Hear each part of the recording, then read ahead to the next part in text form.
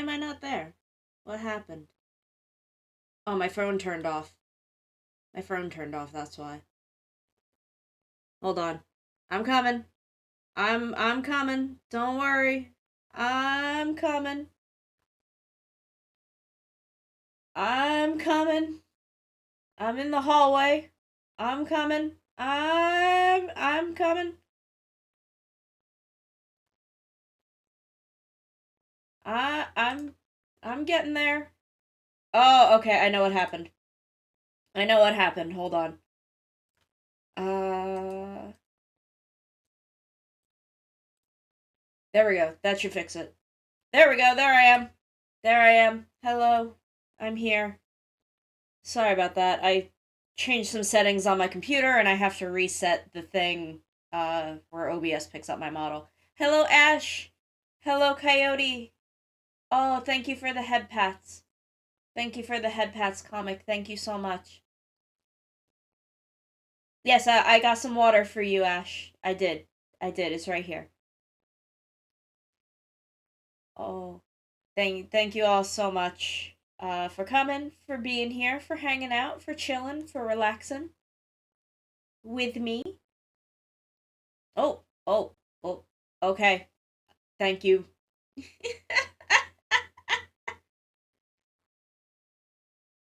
I have some tea for hydration. How's everybody doing? That's okay. That's okay, comic. Thank you for coming. How's everybody doing today? How are we on this in the middle of the week?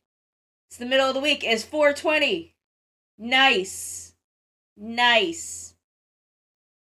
That's funny, right? How y'all doing on weed day? Y'all doing good? Y'all doing good? Oh, this is the first stream I've had since my cover released, and I want to thank you all so much. Contour, oh my god, thank you. Thank you so much. We're almost to 150 on YouTube, which is like fucking amazing. It means the world to me. Thank you so much. Thank you everyone who bought the single. Y'all were so incredibly generous with that. Thank you so much. I promise there will be more in the future. I just want to get through some commissions first before I like spend all my time on another song. But I promise that I've already started some. I have already started a couple. I just don't have full sheet music for them. I just have piano arrangements, so I have to like separate the music and figure out all of the other instruments myself, which is a little harder than what I did for Human. Uh ooh, Legos. Is there good Lego shit coming out? I want Legos. I want more Legos. I have my little Lego Daisy Duck. She just sits over on the side there. I love her. I love Daisy Duck.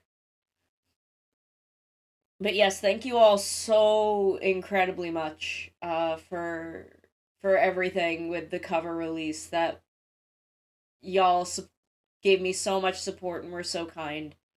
And I'm thrilled, thrilled by the release, and it's definitely got me wanting to do more. We're taking it easy today. Uh, we're gonna talk for a little while. Maybe I don't know. I don't know how long. Just until like I get my shit together. Cause I've just been I'm exhausted today. I don't know if it's completely because of everything that happened last night or if I'm just having like a weird day. I don't know. New Thor set Goat Boat.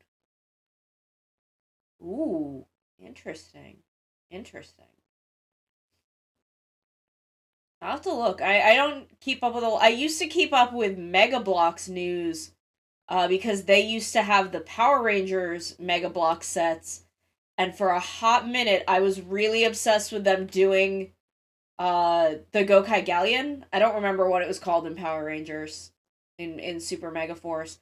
But then they did it and I bought one and I don't know where it is now. It got lost in me moving between two rooms in my house. But I did buy it and it was great, and then I stopped keeping up with Legos and Mega Bloks. I'm still congested. Why? Why am I still so congested? Oh my god.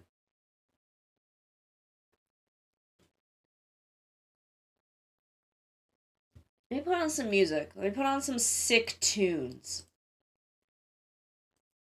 It's gonna put on my Rider Sentai Ultraman playlist again. Cause that's what we listen to on Wednesdays. Turn it down a bit. Keep it about there for me. And then I'll turn it down a little bit for y'all. But yeah. Yeah. I'm glad you're all doing well. Part of me wants to just log on to 14 and just grind Crystalline Conflict, but that is not gonna be fun for y'all to watch because I fucking hate it.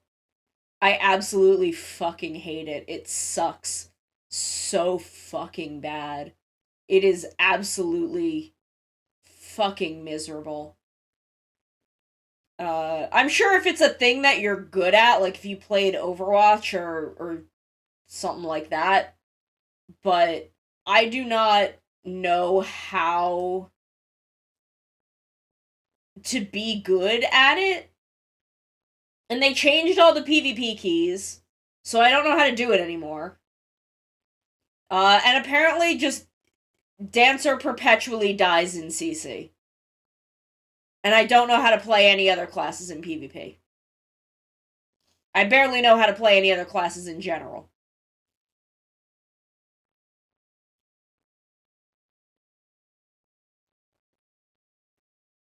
But I want to play.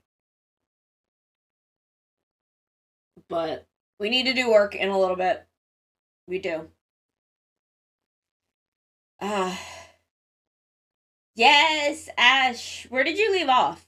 Are you doing Endwalker now? Or did you do Endwalker and now you're doing 6.1? 6.1 is really good. The new raid 5.3. Okay. Okay, not bad, not bad. You're gonna have fun. You're gonna have fun. The new raid is really good. I could log in and do that. Y'all wanna watch me do the fucking Alliance raid? That I don't understand? I don't remember it. I've already done it. I have to do it again for this week, but I just don't fucking remember it. I don't know. I've got 14 on the brain. Like 6.1 has like reinvigorated my 14 brain. So like that's all I'm thinking about lately. But I'm gonna work. I swear. I have Clip Studio open. I have Rip's model sketch open, and we're gonna work on it. We're gonna get it inked. We're gonna ink it. It's gonna be great. I was drawing Scorpio and Echidna last night because that's what I do when I'm stressed. Because I love them. Did 6.18 get delayed? Because we haven't even hit 6.15 yet. We only just got 6.1. And then a couple hot fixes because they fucked up housing. Any big Toku rants? Almost definitely. I just don't remember what they are at the moment. Here's one for you. Which I think I've talked about. The Kamen Rider Veil specials are really fucking good. They're really good. I wish they were their own goddamn show that was a full, 25 minutes long and not tied to Kamen Rider Revice at all. It's super fucking good. And maybe it's just I'm a mark for that kind of story. Because I love that kind of thing. But it's good. It is. It's really good. I wish that either it was its own show, completely fucking unrelated to Revice, or that Revice was set up more like Kiva, where we had this kind of split timeline. We had a split timeline and we're going back and forth between 1999 and now. And we were getting the Veil specials as part of the actual story, because there is so much shit in that that's, I guess, important, it's important to the context of, actually, yeah, no, it is important because they keep introducing shit from those specials into the show. Into the show. Without, like, putting it in the show. Like, there's a whole thing that they introduce in the Val special, like, why Genta even is, like, willing to do the thing. And then they just bring it up in Revice, like, completely divorced from the context of the Val specials. And I'm like, excuse me, that's fucking important. It's really important that we know what that is. What the fuck? So I kind of wish that it functioned like Kiva. And we'd been getting this kind of from the start, where it was these two, like, concurrent storylines, where we're following both Genta and Iki. Or, like, Genta and the kids. But no, it's just this weird side thing. But it is really good. So, like, I do, especially if you're still enjoying Revice and you're, like, into that plot turn, I absolutely recommend the Veil specials. Like, genuinely, they're really good. Also, Yukimi, younger Yukimi, 1999 Yukimi, is played by Hammy from Kyuranger. And she gets to do way more, like, acting than she did in Kyuranger. Like, she gets a lot of really dramatic, especially in episode 2, 'cause she doesn't really come in until toward the end of episode 1. But she really gets to do some, like, big expressions and big reactions, and it's really good. She's incredible. So I really, really highly recommend the Veil specials. My worry about the Veil specials, and this comes from the... Hold on, I will take a look at that in a second. My worry about this actually came from the Kamen Rider Rogue specials back in Build, because those got really fucking violent. Like, uncomfortably violent. In a way that, like, I couldn't watch past the second one because of it. And I was worried about that with this, because, like, Veil is this really, like, edgy thing, and, you know, he goes all, like, berserk and shit. But so far, the worst is they use a taser. So that's the worst, like, physical violence against Kamen Rider suited, monster suited people. So that's fine. Koi wa seikai seifuku no ato de. I don't recognize that title. I'm gonna look it up.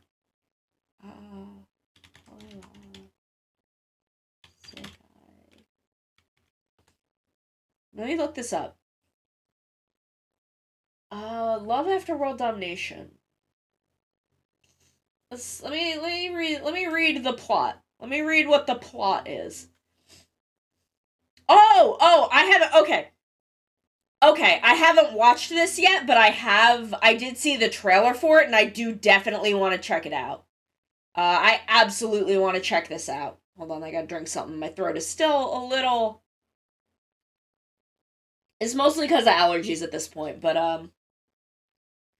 okay, yes, I absolutely want to check this out, because I am fucking weak for a good hero-villain tokusatsu romance. That is... Obviously, that is my whole shit. So I do want to check this out. Where is it airing? Where can I will find this. I will find this.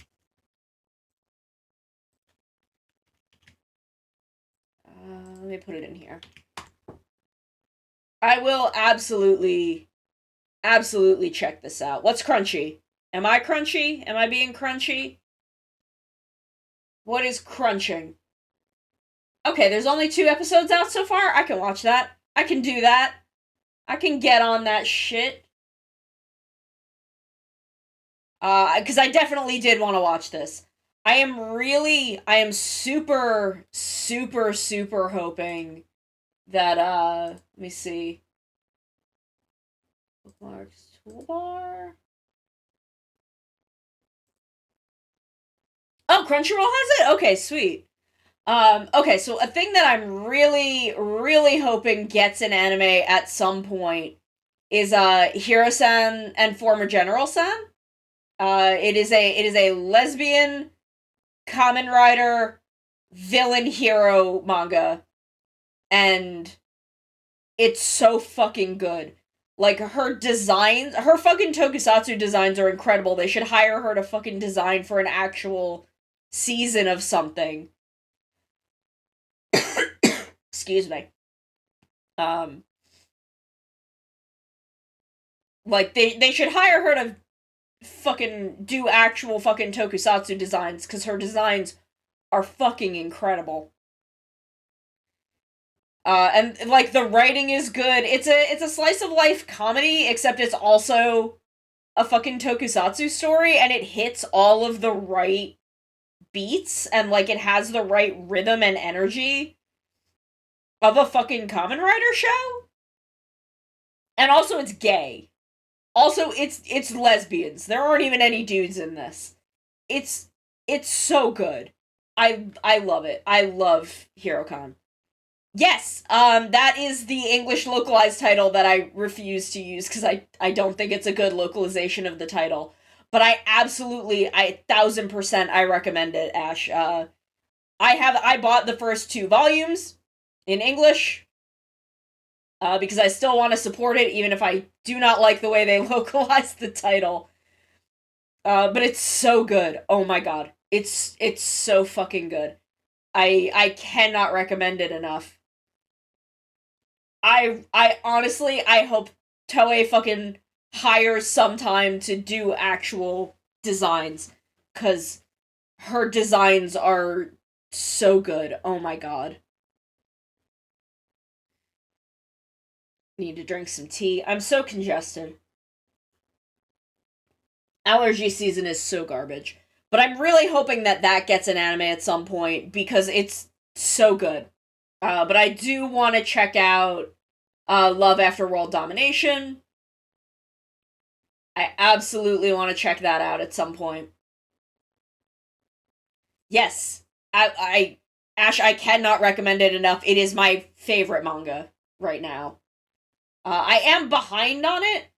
I'm definitely behind on it. I need to figure out like where I left off because I'll read manga for like a month, and then I won't read anything for like 3 months, and I'll forget where I was in everything because I'm a fucking disaster. I need to actually go back and finish Beastars because I know I'm only like 2 or 3 chapters from the end of that.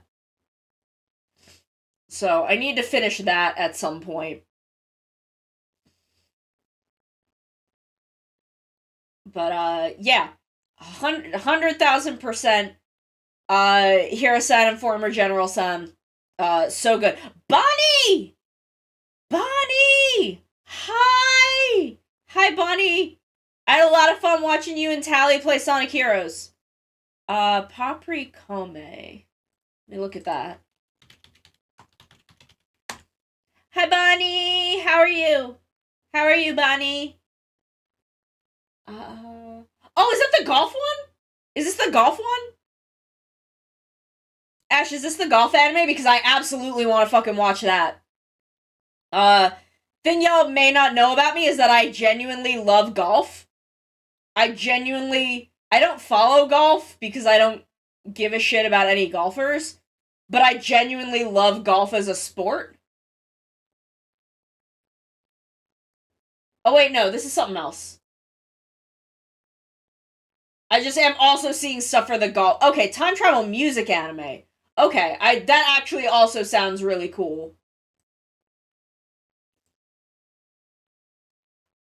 I just like I looked it up and I saw a screen cap and I'm like, that looks like the girl from the golf anime.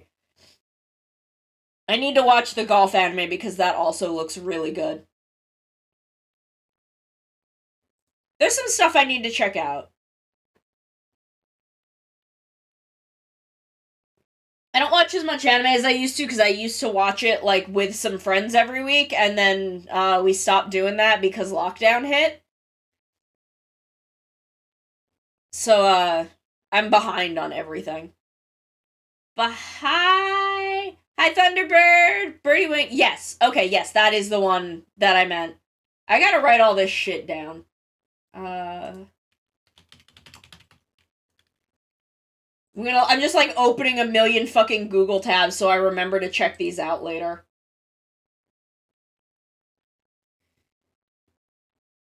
Cause all that shit is so good. There's so much fucking good anime. All I want to do is watch good fucking anime.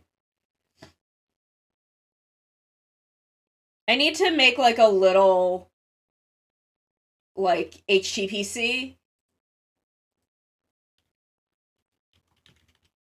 that like I don't need like a super high-end graphics card. It's just to fucking watch videos in my bedroom. Because I have a DVD player and I can plug my I can like plug an external hard drive into it and play videos off of it, which is fine for most people, but it fucks up soft subs. It doesn't time them right. So if I want to watch like anime or tokusatsu on it that isn't on a DVD, I have to re-encode it to burn in the subtitles, which is a pain in the ass. Oh shit, yeah, I also need to watch Spy X Family. I also need to do that. So I need to like build a little PC that is just for watching videos that I can just like have to plug my external hard drive into and like only have VLC and nothing else on it.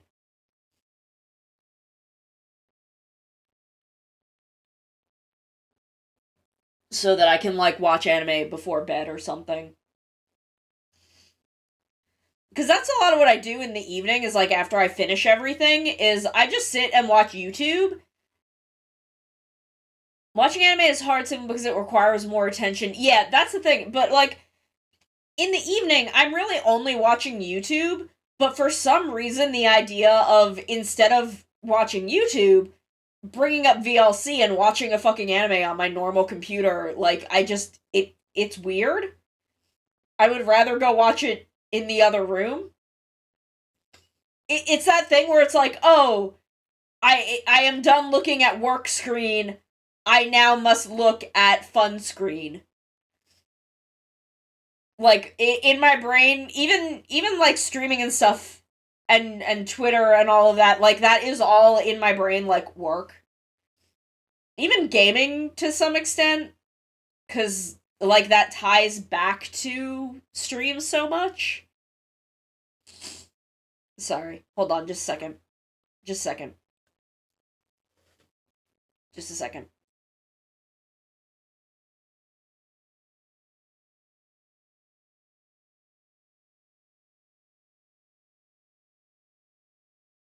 You guys didn't need to hear me blow my nose.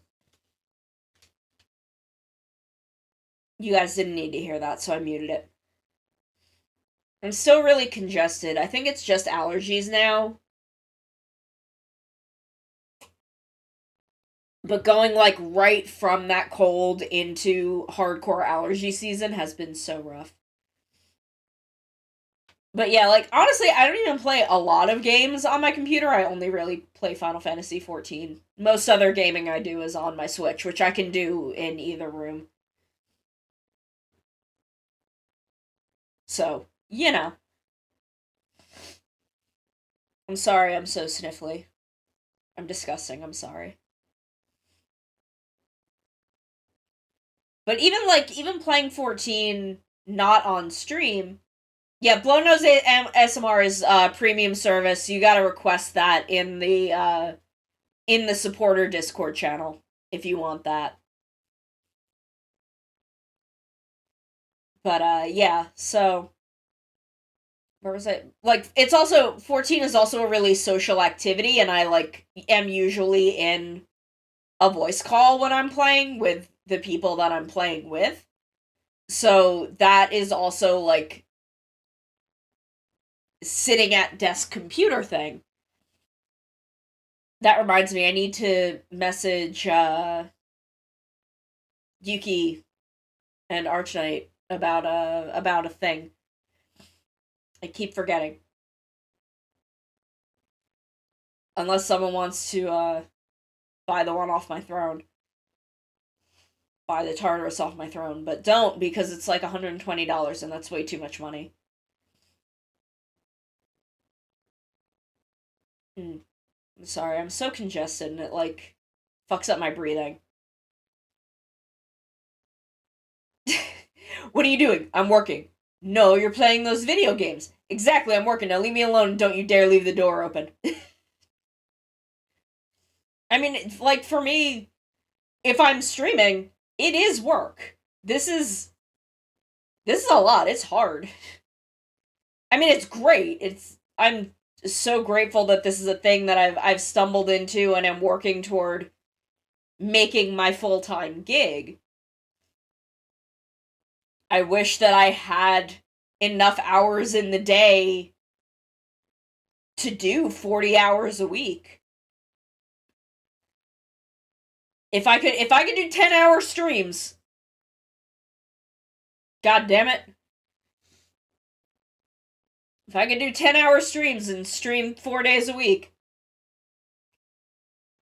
I am thinking about, in May, adding Thursdays to the schedule and seeing how much I can handle that.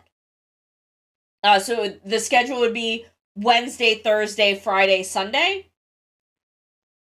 And seeing how much I can handle that. If it becomes too much for me, then come June, we won't do it anymore.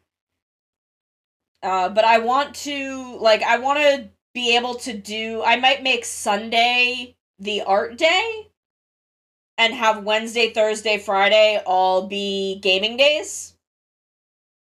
So that we can play, like, a lot several days in a row. Instead of having it, like, weirdly broken up, being, like, a day, no day, a day, and then, like, a full week before we do it again. So I want to, because I want to play Majora's Mask. I still want to do Ocarina of Time Randomizer. I want to do more 14 content again. So we're gonna try. We're gonna try in May and see how possible it is for me to do. I really wish that I could stream later in the day, because again, I have around 4 o'clock, usually between like 3:30 and 5, I'm having this connection issue. So I would love to start at like 5 and do 5 to like 8. But that's really just super not feasible for my energy levels and like what my meal schedule and all of that. Like 1 to 5 is really like the perfect hours for me to do this, but I feel like no one is around in the middle of the day. Talking while doing other stuff, like my throat. Yeah, no, like, that's why I only do, like, 4 hours, because my throat does start to, like, hurt a lot. Like, believe it or not, I'm naturally a very quiet person. Okay, comic, you have a good evening. Good rest of your day.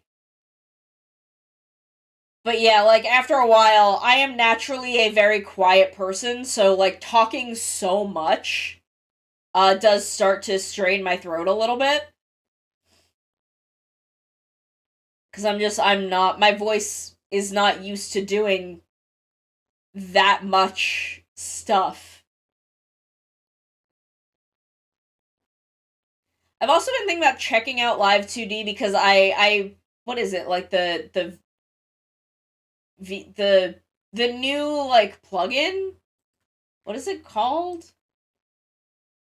I forget what it's called. I downloaded it. Uh, no, that's I forget what it's called. But there's like a new thing that has like better blend shapes that sends to VTube Studio. I think it's actually in my plugins. I could look there. Where's my plugins? Remove plugins. VBridger. I've been thinking about like trying out Live 2D so I could maybe like re-rig just the mouth on my model for to have the VBridger stuff work better. But I don't know if that's like rude because I love M. I love M so much and I deeply deeply respect M. Uh so I don't know the etiquette of like messing around with a rig that you've had someone else do. But like my rig is like a year old, so I wanna update it a little bit. But I know M is also like super busy and all of that, so I don't know what the etiquette for that is. But you know, if I can get the if I can like, you know, make my tracking a little better, just I don't know, I just always want to improve the stream for you guys. I just always want to make the stream better and more fun and cooler. So, I don't know. I don't know. I'm just thinking about a lot of things all the time.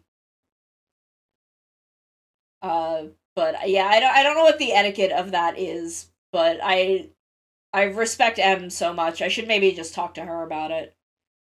Like if that's okay, like hey, is it okay with you if I mess with updating my rig? Because I we are gonna have an outfit update from M. I think May is when she is contacting me to actually like get started on it, and I'm super excited for that. I want to get more models. I want to have. I'm thinking about also having other models from other artists for like other outfits, but I also like I love M's style so much that I'm part of me is just like no, and different outfits for this model I should always go to M.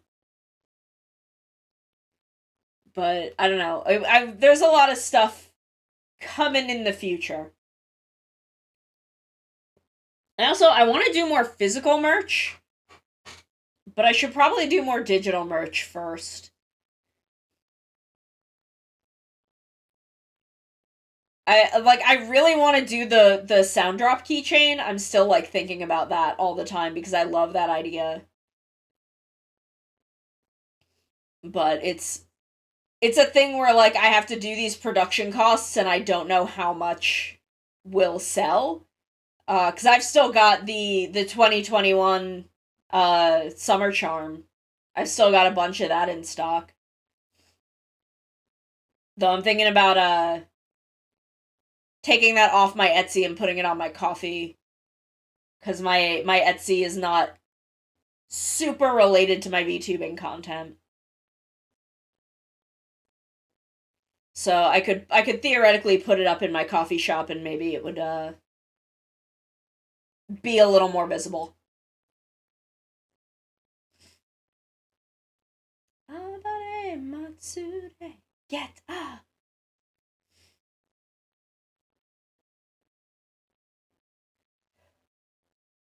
Sorry, I'm just like I'm taking a lot of deep breaths. I had kind of a real one yesterday. Cuz I'm planning a trip with some friends for June. And some stuff went down and I was just really upset about it. But it's fine. It's fine now. everything is worked out, but it was just a lot to deal with last night. Whew. And I think it's just kind of like fucked me up emotionally.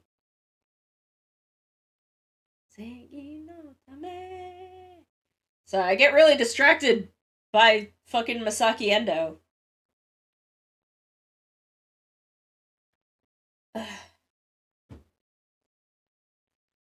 But yeah, I do want to think about what time I stream, because it does seem like so many people who are in my audience are working while I'm on air, and they want to be here, but they can't.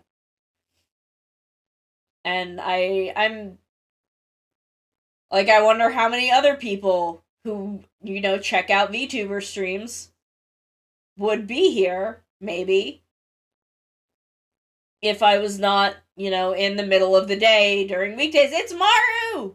Maru's here! Hello! Hi, Maru! Hi! Hi! Sorry, I'm still really sniffly. I'm trying.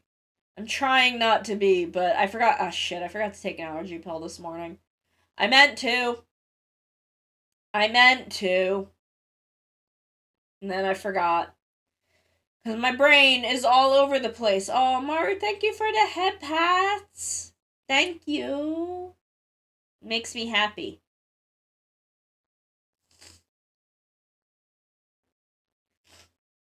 I forgot how long I have the head pats set to go on. I think it's like 30 seconds. I don't know. I should check that. But how are you? How are you, Maru? How is it going? What's up?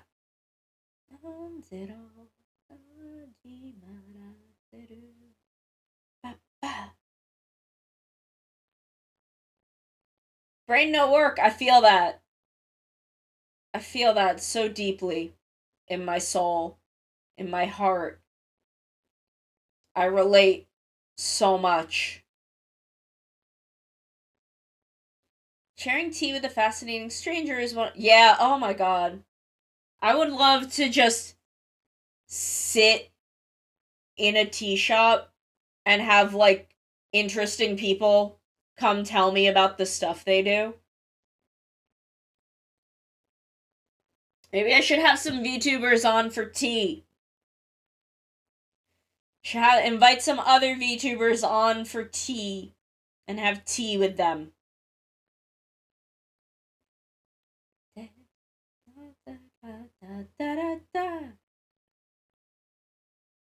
You know that song cover that Kiara and Ina did about, like, being exhausted? Yeah. Oh my god, we should. Oh my god, we fucking should, because that's, like... I feel that. That's me all the goddamn time. Yeah, I'll throw a tea party, and VTubers can come on and have tea and snacks and tell me about shit they like. Just tell me about themselves. Take the impetus off of me to think of things, because no thoughts, head empty. I kind of want the Sonic Origins. How much is that gonna be? How much is Sonic Origins gonna be? Because video games are expensive. But I like Sonic the Hedgehog. I'm just bad at it. I'm so fucking bad. I do want, when Sonic Frontier comes out, we are gonna play that. Because that looks fucking dope. From what I've seen so far. Just, like, looks absolutely dope. I definitely want to play Sonic Frontier. I want to play all the weird open world vibing games. Breath of the Wild 2, really looking forward to that. Super looking forward to Breath of the Wild 2. But Sonic Frontier looks fucking dope. I don't think I've played a 3D Sonic since Sonic Heroes. Have you played Final Fantasy Sonic X? Which one is that? Is that 06? The only 3D Sonic game I've played is Sonic Heroes. For as much as I like Sonic, I have not played a lot of the games. Oh, the Newgrounds Flash? No, I have not, but maybe I should. That does sound kind of fun. I'll have to look that up. I've not actually played a lot of Sonic games, for as much as I have a lot of them. I have like a ridiculous amount of Sonic the Hedgehog on Steam. And I have not played any of it. Ooh, Red Buster Sword. Dang.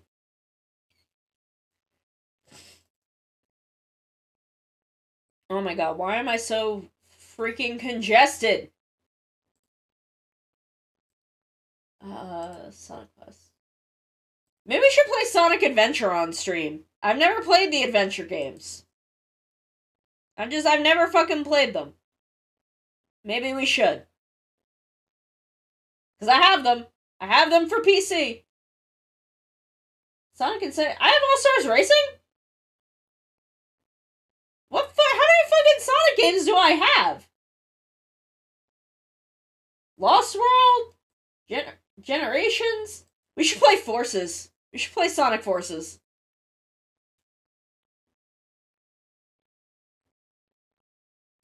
Sonic CD? We have so much fucking Sonic. I have so much goddamn Sonic in my fucking Steam library.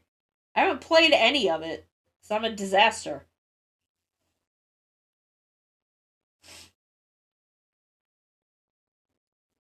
How many do you have? Yes. Sonic teaches typing.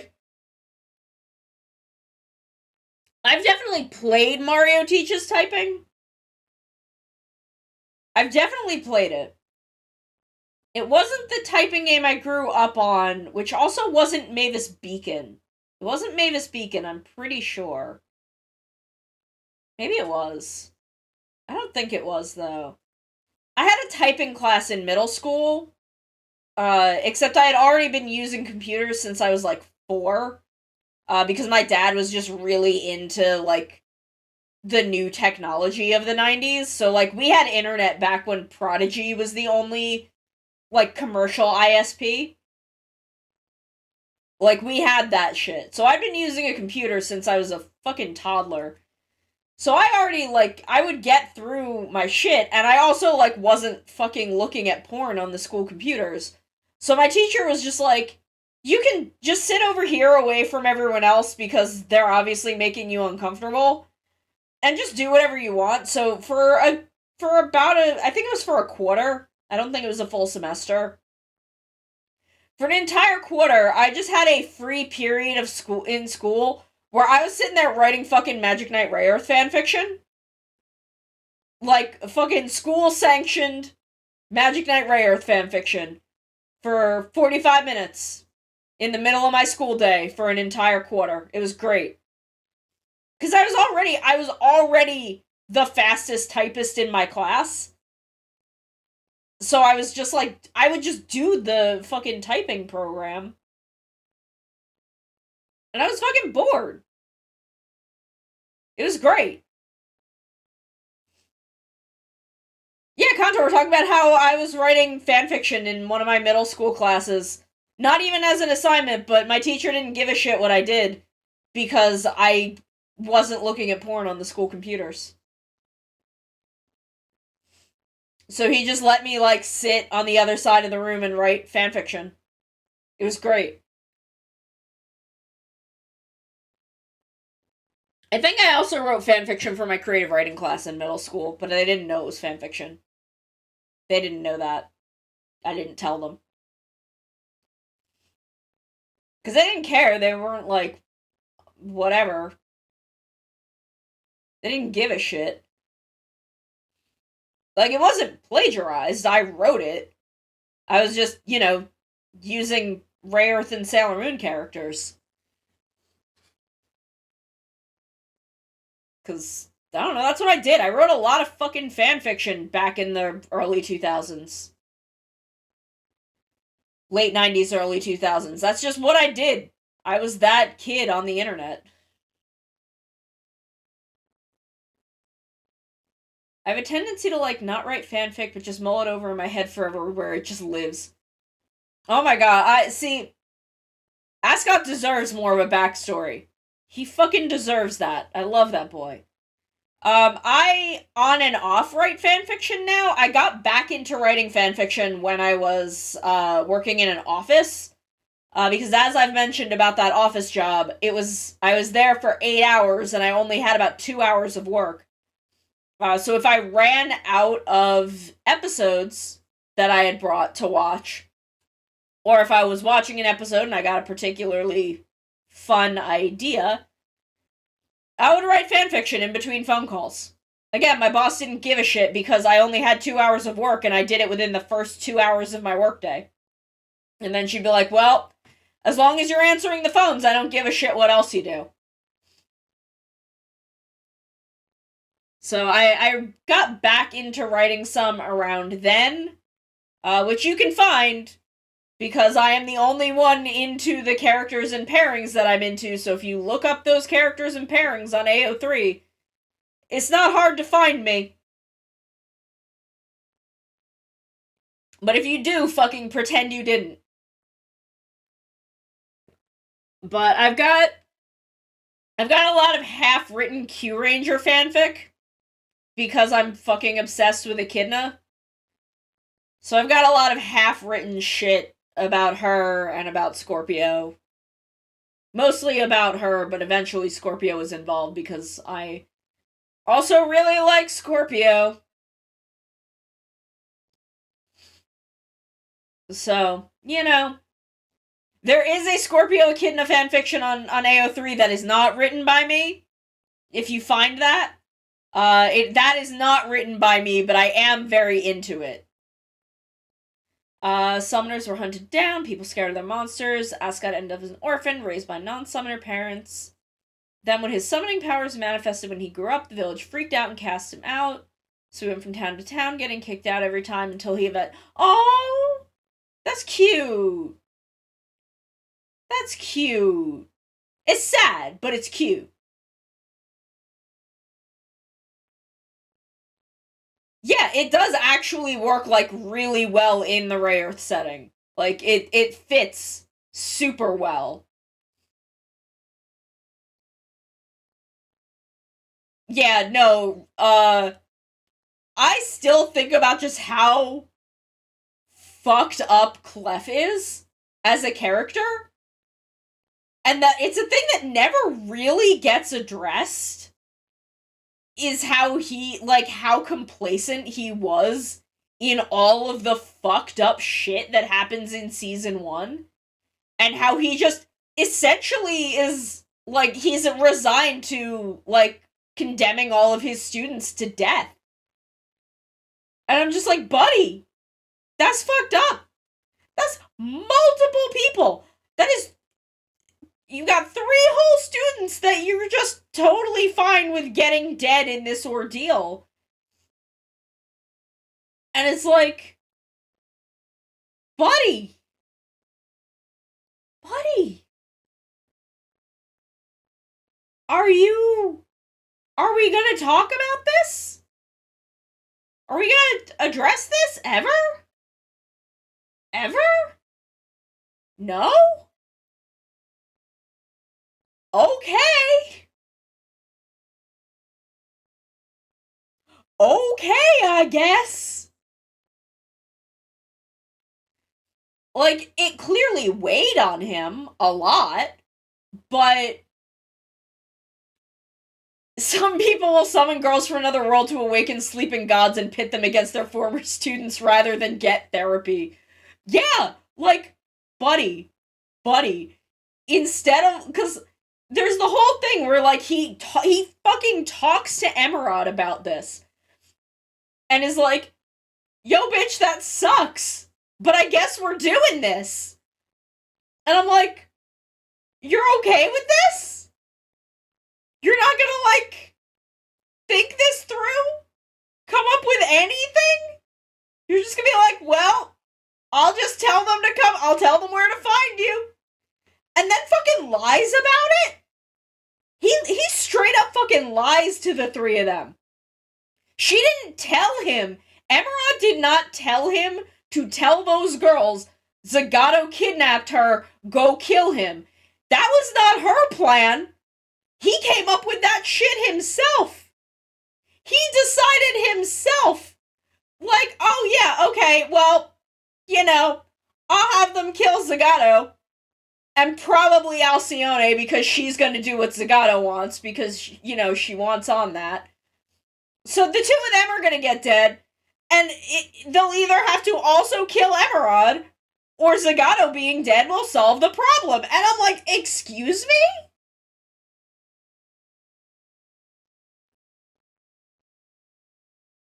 Fucking excuse me, sir? This is your plan? For these people that you've, like, raised since they were children? I've always made myself read the line, no one in Sephiroth could bring themselves to kill Emerald, as no one but the Magic Knights would have the power and will, considering the things Clef is doing. Yeah, I mean, like, there's a degree to which I guess his thought is, we have run out of options because her will has to support the entire world, and if she's focused on this, like, she's resigned to die. And if she dies, Zagato's gonna pitch a fucking fit anyway, so we should probably get rid of him, like, first. Like, I don't know, it's just the fact that he's the one that comes up with this elaborate lie that then also traumatizes these three fucking middle school children. These three fucking 14-year-olds. Who now, like, have to... I mean, I know they get over it after 4, 5, and 6. They make everything right and kind of learn to cope, but... You know, if you just stop at the end of book 3... He's fucking traumatized these 3 girls with this lie, and I know that there's a degree to which you kind of have to...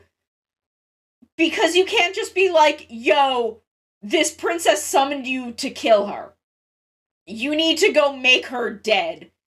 And making it this big rescue mission, I guess, like, makes it more palatable for them.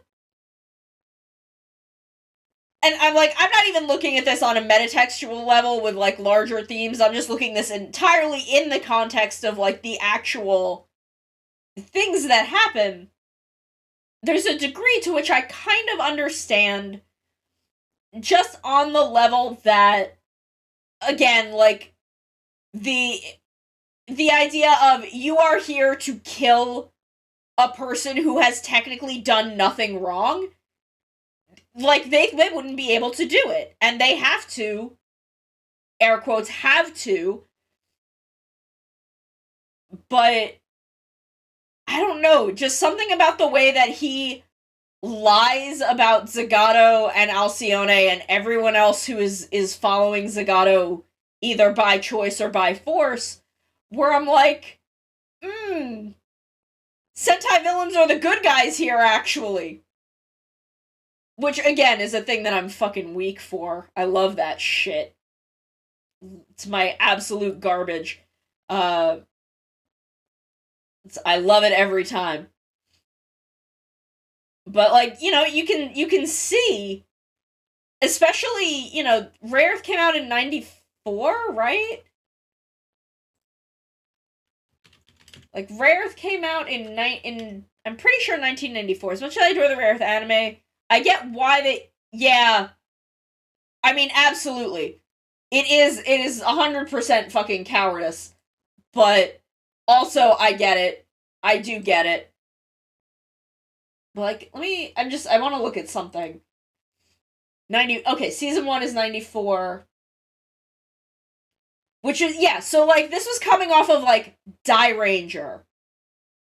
Like, I haven't watched enough of Kakuranger, but coming off of Zyuranger and Dairanger, and how the villain structures in those shows worked, and, like, knowing now, like, how much Clamp was into Tokusatsu, like, I don't know what other because I don't know what metal heroes were around at the time, but like, so they were coming off. I haven't watched Jetman, but Zyuranger and Dairanger, and probably like a bit of Kakuranger, where Bandora's whole thing is she hates children and wants to destroy the earth because she is grieving her child that was like killed by the fucking dinosaur gods. Like, fucking of course. And then, the whole everything with the villains in Dairanger, which is okay, so November 93. So yeah, like, so much of the guts of the villains of specifically Zyuranger and Dairanger, I really do feel in the villains of Rayearth now. Which is really cool to like circle around to, given how much of like I was super into Mighty Morphin as a kid. And then Rayearth was like the first anime that I got really, really into beyond watching Sailor Moon on TV. Excuse me. My throat is still a little bit rough. But yeah, like, I want to check out Jetman, and I want to finish Kakuranger. And see, like, how much of that is in there also. But, like, Zyuranger and Dairanger specifically, for Metal Hero Night, which are the years the month would have been...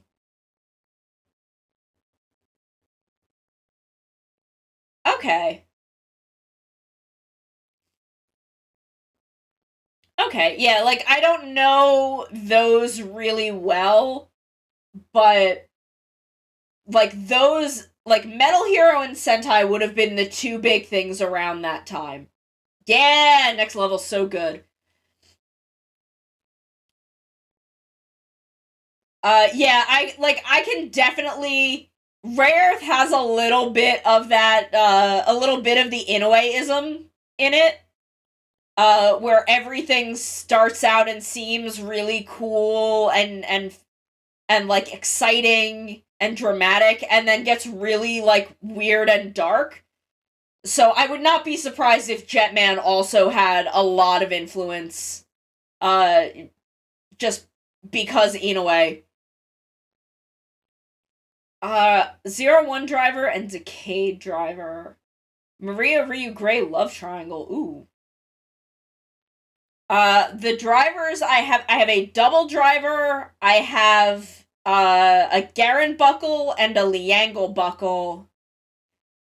I have the Wizard driver, the Ghost driver, and, the Force Riser. I think those are all of the belts that I have. I need to display them, so much of my shit is packed away. Many of my belts were gifts. The double driver, and the Force Right. Actually, that's not most of my belts. Many of them are second hand. So I got a lot of them pretty cheap. The 01 driver is my favorite. Yeah, 01 is so good. A lot of late phase 2.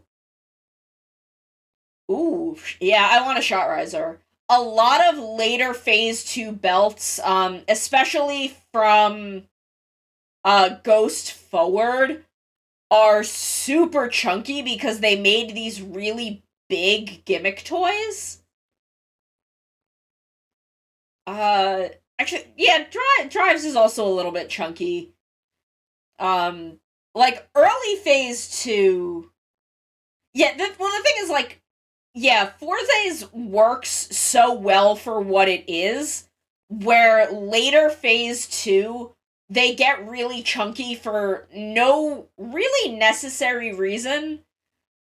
Like, the Xade's driver is fucking huge, and it's literally unwieldy on the suit. That's also the thing about Forza's, is Forza's wasn't unwieldy on the suit. It was big, but as the Fourze suit moves, it's not bouncing around. Where Ex-Aid's is, like, bouncing on the suit. Oh god, okay.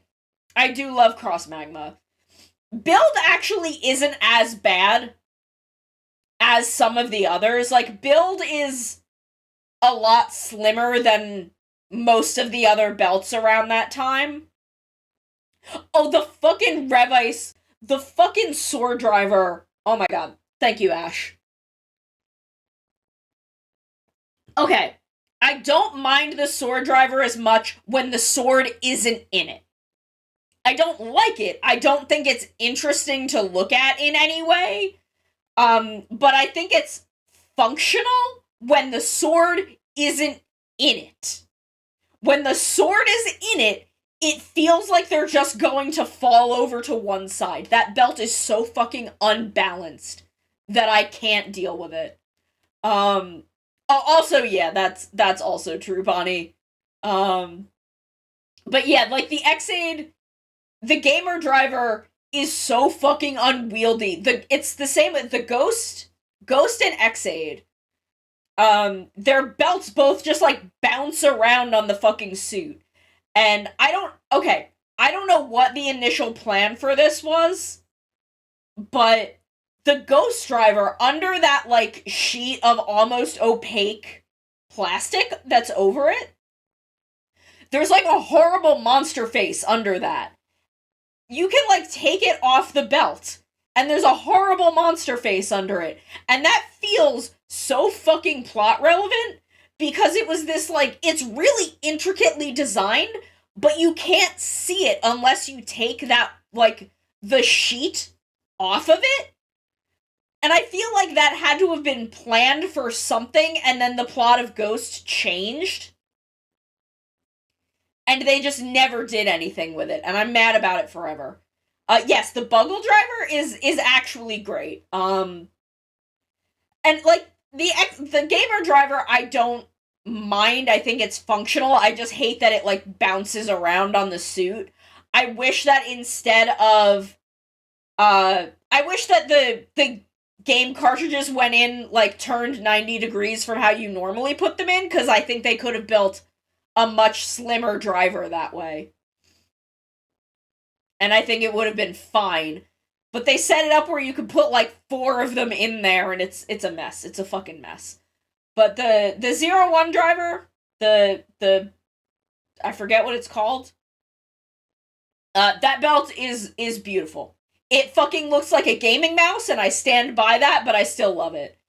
I don't mind Guy getting another crossover episode with Kuroto, mostly because I love Iwanaga Tetsuya, and I'm happy to see him again. I fucking hate Amatsu Guy, but, like, he's fun to watch, especially in the last one, it was just kind of him getting dunked on for the whole special, and I love watching Amatsu Guy get dunked on. So I'm fine with it, I'll watch it. The suits look neat, so I'm down. I'm down, and I love getting... Okay, also my thing about the President's specials with Guy and Kuroto is that 01 did peak with real time, and I refuse to acknowledge the others' movies. They're not real. But the thing about the Kuroto and Guy specials is that I'm 1000% convinced that Guy is what was originally intended for Kuroto back in Ex-Aid, because both 01 and Ex-Aid are written by Yuya? I want to say Takahashi Yuya, but I don't think that's right. But Yuya wrote both shows. And it is known that they changed Kuroto's role in the show when Iwanaga Tetsuya started, like, improving his, like, buck wild shit. Yes, 01 is canon in Saber. But I'm very convinced that Guy was the original plan for Kuroto, so I like seeing them interact. Yes, in the last episode of Saber before the handoff special, May is at a book, like a book awards ceremony, and is accepting an award on Toma's behalf. And one of the press people in the audience is a Youmigir. They do not address this at all. They do not address this even slightly. I guess technically Ghost would be canon with Zero One's world if you're counting those side specials as canon to Saber, which I would.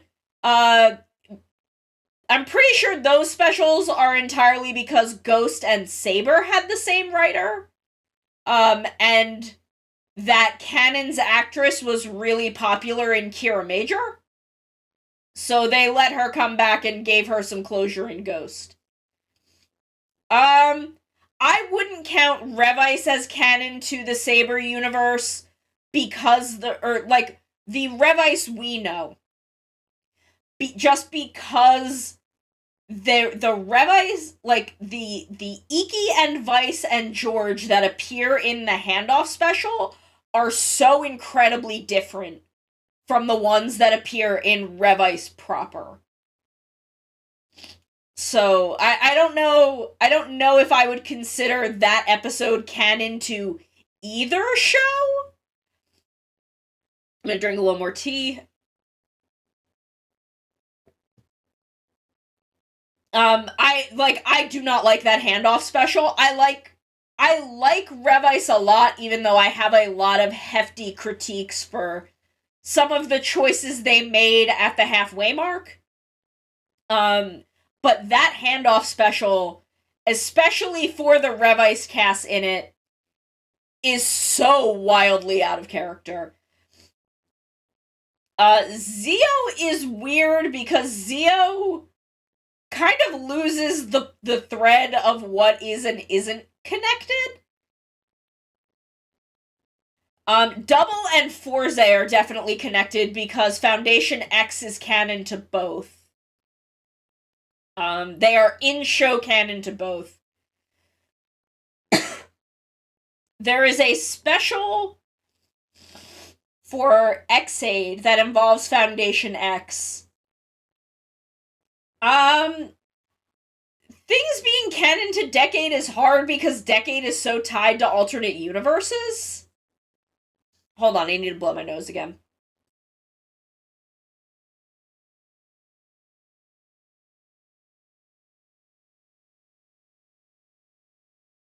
Okay, I'm back. And I don't remember how Movie War 2010 functions. But I do believe that the first 4 Phase 2 Heisei riders are all explicitly connected to one another. Also because of Movie War Megamax, which has Double O's and Forze, which can connect the 3.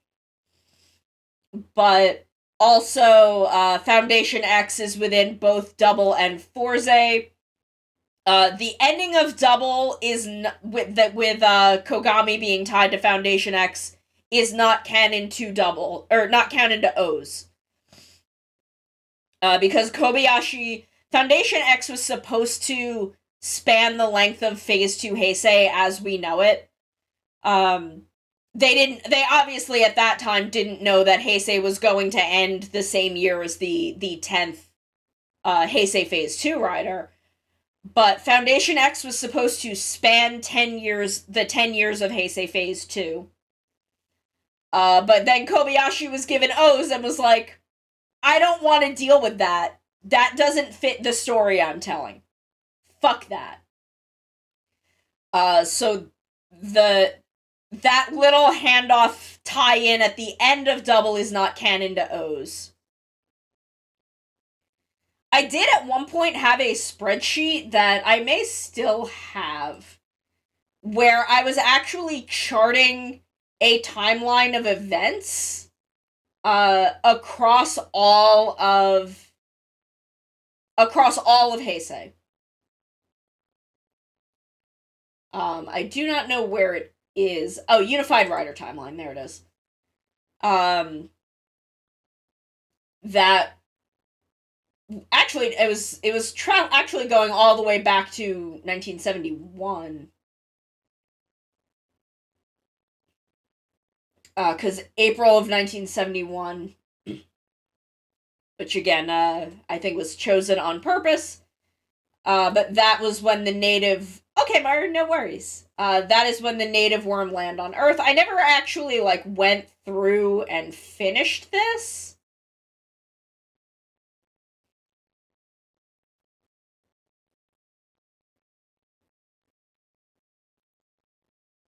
Okay, I was doing it during Xaid. I don't think I actually put any Xaid related events in. Excuse me.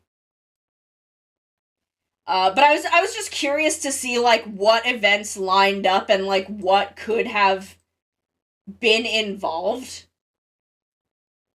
and like what things would have had interesting crossovers.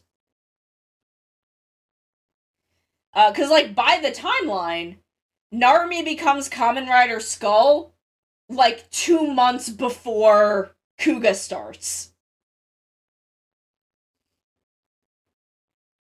And the meteor that carries the worms that hits Shibuya in the beginning of Kabuto, like the initial that like sets off the second worm invasion, when Tendo was a kid, was literally a month before that.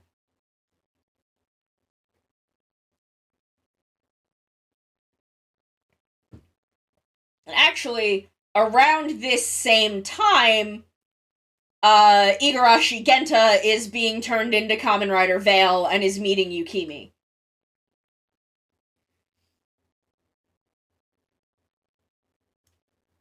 Yes, I mean a lot of them are technically in one way or another show. Well, technically 1999 would still be Heisei, because I think 89 is the beginning of Heisei era. Um, but there are a lot of things where there a lot of these like prequel riders, I guess is a way to call them, kind of straddle the border between Showa and Heisei in this really interesting nebulous way. Akira Fuse's character in Hibiki, former Oni. Yeah, I actually I would love to like if you could give me like a timeline for Hibiki, I would love to. I really actually would love to finish this at some point, but there's so much that I just never filled in.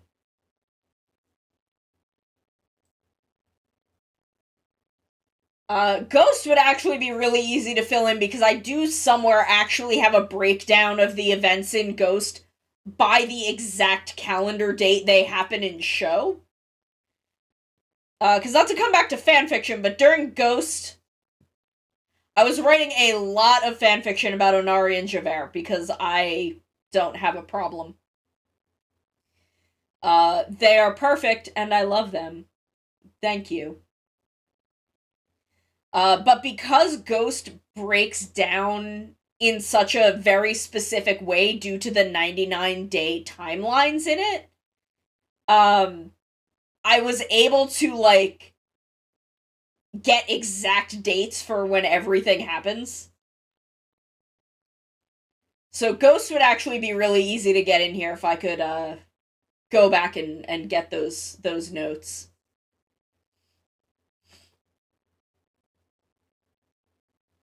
Oh yeah, I mean Skull also has a very Showa vibe, which I think is a combination of him like being in the 90s and believing he's in the 30s. That man is like aesthetically completely displaced from time, and also, the Skullman tie-in with him, because he obviously ties back to Skullman, who then became Rider One. So Skull is this very displaced from time, half Showa, half Heisei creation. Yeah, so Shuki has to have been in the 80s. We know that Ixa was in the 80s. Like I would love to go through and really fill out this spreadsheet and see what things are happening alongside one another. Just overall.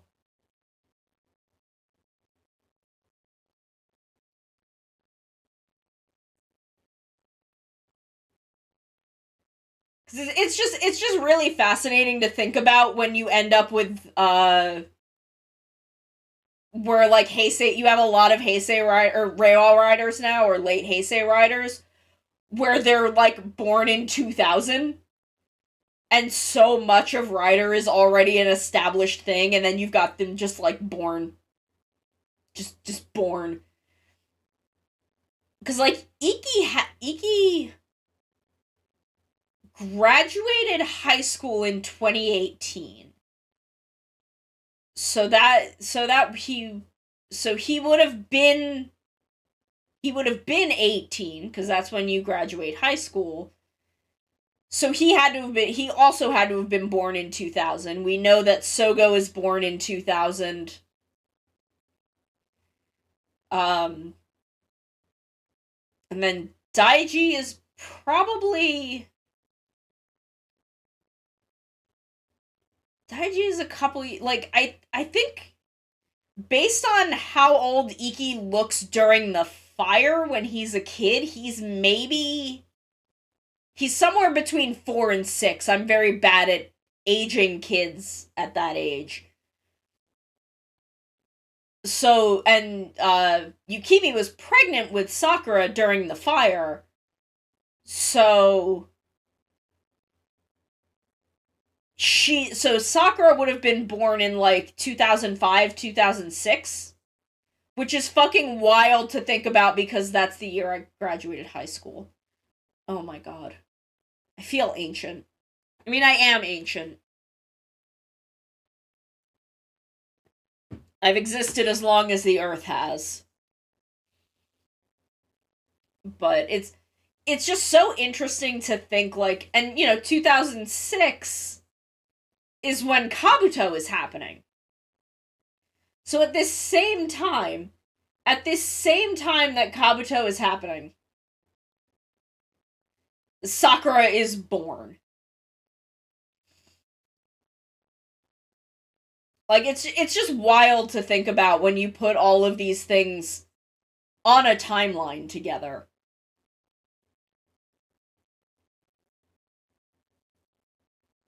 Oh, Geki Ranger. Oh, Geki Ranger. I love Geki Ranger. It's a weird one. It's very strange, but I do love Geki Ranger. I still am trying to figure out why Kira Major had this whole Geki Ranger tribute episode. Because it wasn't an anniversary show. They didn't do this with any other Sentai series. Like, originally, I just thought that, like, Senna being a scratch athlete was just kind of a cute callback. I'm like, oh, that's cute, that's neat, that's fun. That's really interesting. And then, oh right, the Bug Survivors was also identified in the year 2000. Oh my god. But, like, there's a full episode where they get Miki, who, like, founded Scratch and kind of built...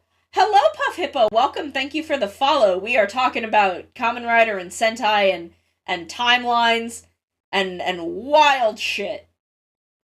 But there's there's an episode, they don't bring in any other Geki Ranger characters, but they bring in Miki and Natsume, who fucking great. Because Miki is my favorite goddamn character in Geki Ranger, so I lost my fucking mind. But there's like a 1 minute, like literally a 60-second long recap of the events of Geki Ranger. There's just a Geki Ranger clip show in the middle of this episode. And I'm like, is a Blu-ray set coming out? Are they selling new Geki Ranger DVDs? What the fuck are they trying to promote with this episode? It was a great episode. It was very fun. It was cute. It was a little weird because they lean very hard into the way that John speaks. But it was really strange because I'm like, why the fuck would Miki and Natsume speak that way, like, in private? I could understand them, like, doing it when John is around, but it's weird to me that, like, they speak to one of their athletes that way. It was very strange, but it was a cute episode.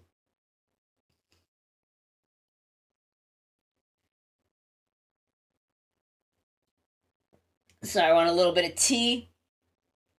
But yeah, it's like the Bugster virus. Sogo is born. I feel like Aruto might also be born in the year 2000. No, he would have been born a little earlier. Cause he's not like 19. He's got to be like into his early mid-20s. Do we have a birth year for Aruto? Like, I'm trying to think about it. I don't know if we have an actual, like... He's gotta have, like, a work ID that had his age on it or something. He's got to.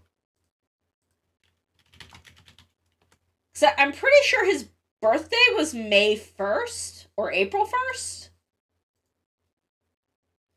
Because that was the actual, like, anniversary day. I'm very bad at keeping shit together. Okay, 1997. We do have an actual birth year for him. I just went and looked. Because I was curious.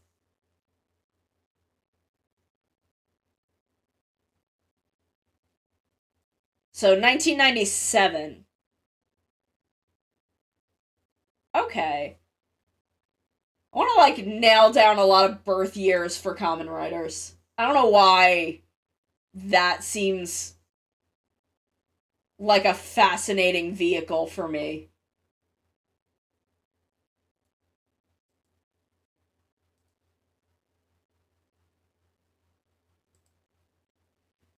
Hibiki himself is 31 in 2005. Yeah. So, 95, he would have been 21. Born in 74. Okay. Yeah, so, like, 95, he would have been 21. And he probably could have... He was probably even training to be an Oni before that, given how young some of them seem to take apprentices on. So he could have been training to be an Oni in, like, the late 80s.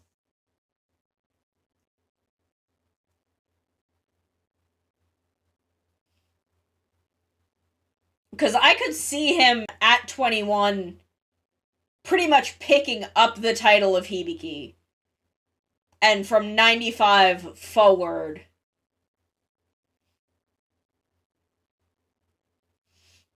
These are all very interesting. I'm gonna write some of these down in just a notepad. 1974. 2000.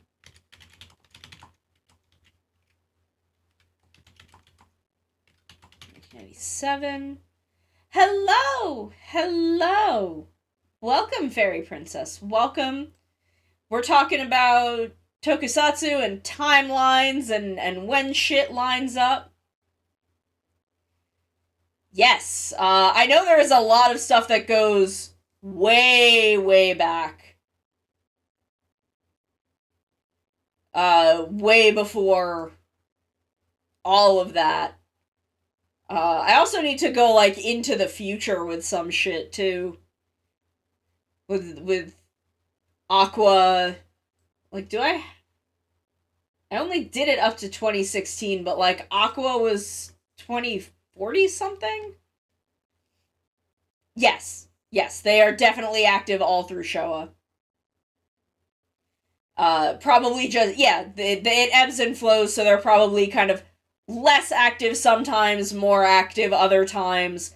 They're probably more active in between, uh, late Showa and really early Heisei. They're probably more active because there's less other threats that would, like, get in their way. So I would imagine that they sort of ebb while other riders are active, and then have more activity in between, and the Oni are just kind of going in and out. I think it would be interesting I do kind of want to go back, and I want to kind of tie Amazon and Hibiki more closely together. Again, because some of how Hibiki was rewritten into being a Kamen Rider comes from Amazon. Just because they're both these very weird things. Saved by a Showa Rider, maybe even Hongo as a kid, and that making an impression. I think it would actually be interesting. I think that might actually be an interesting way to tie him to Amazon. Because, again, Amazon is very different from the other Showa Kamen Riders, and is on his own essentially kind of this same very, very similar transformed monster, where he's just, like, you know, I really want to tie Amazon and Hibiki together in those ways even more, just because, again, Hibiki took so much from Amazon in its path to becoming a Kamen Rider show, which I think is really fascinating. It did premiere in 1974.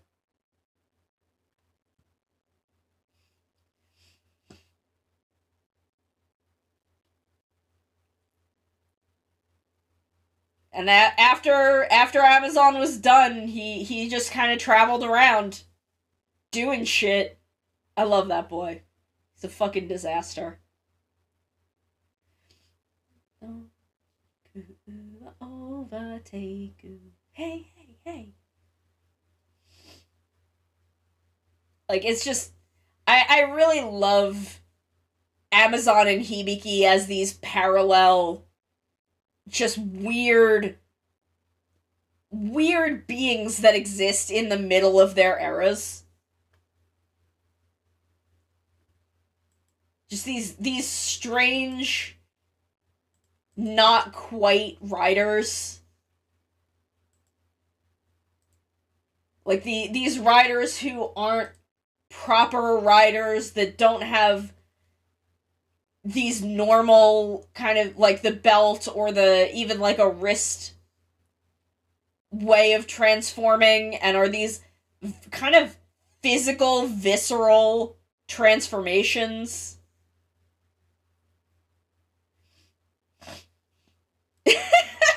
Oh my god, yes. I can imagine him meeting one of the leaders of Takashi who would go like, "Hey, you're pretty powerful. You want to become an Oni and help us fight the Makamo?" Amazon. He's like, "I am already..." He's essentially already an Oni. He's not so much an Oni as a different yokai. He's just this weird lizard monster who's just out there doing his thing. I love him. I love it so much.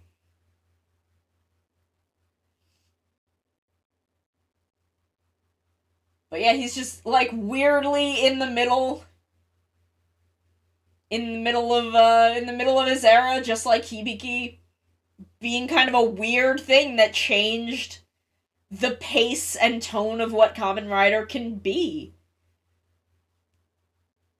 And had production squabbles that kind of fucked up the production. Hibiki at least made it the full length of a show, even if it changed drastically, and some people consider that change to be the ending point of Hibiki, where Amazon just got canceled for being too violent. Oh, Amazon. I love him. I love him so much. You know highway machine.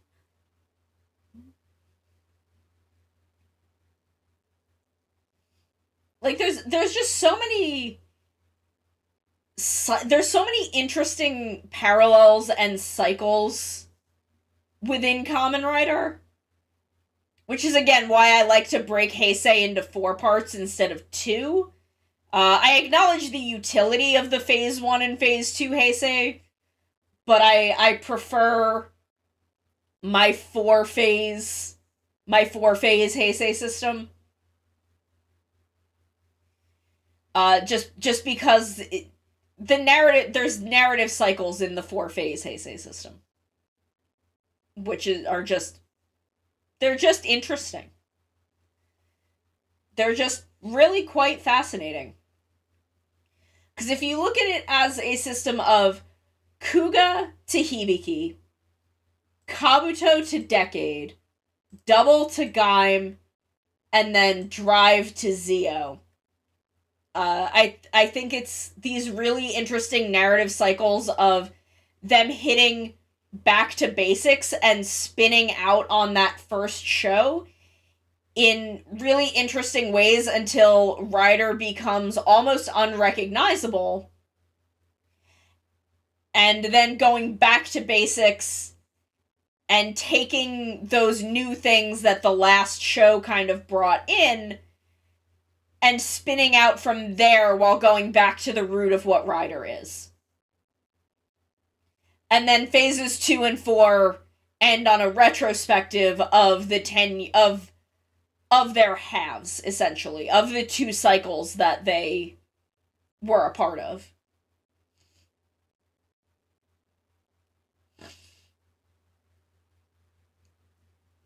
It's just very fascinating. And I want to say that Phase 1, I don't know about phases in Reiwa, but Reiwa as it stands right now is kind of doing the same thing. Like, I feel like Kuga, Kabuto, Double, Drive, and 01 all kind of, to varying degrees of success and quality, are all kind of functionally very similar. Just, they're not the same show by any means, and I don't think any of this was intentional. But they serve a lot of the same, I don't want to say function or purpose. They serve a lot of, I feel like they are cohesive as the first of an era. And, Hibiki and Gaim are kind of cohesive in the same way, even though I feel wildly different about those 2 shows. And then, Decade and Zio are essentially Decade and Decade 2. Decade babysits this weird child. It's a thing I should probably script a video for. I would love to sit and talk about that thoughtfully, but it's not something I can do coherently off the cuff, so it would need to be a scripted video.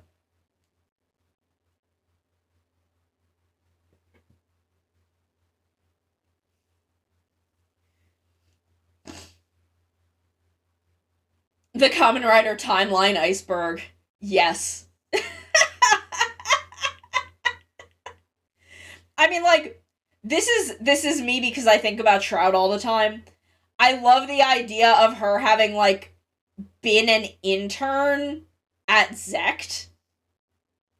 And just, like, looking at the way that Zect functioned and being like, I fucking hate this. Everyone here is an idiot. I'm gonna fucking shit. Why would you have a belt that can choose its user when you don't want anyone outside of Zect using it? You absolute dipshits. The Bugster virus emerges the same year as the Grongi Inception horn.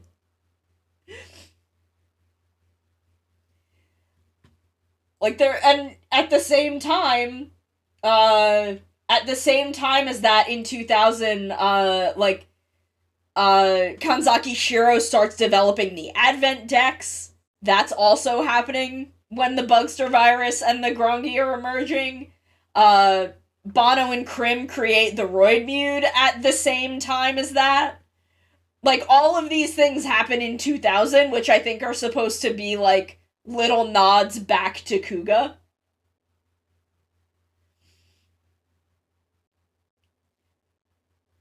But, yeah, I feel like... Where was my shit for double? Raito is... So, 2009... I think Raito was... 6 around that time? So it's very possible that Museum was also founded in 2000. I would have to look back at my double timeline a little harder to see if that's possible.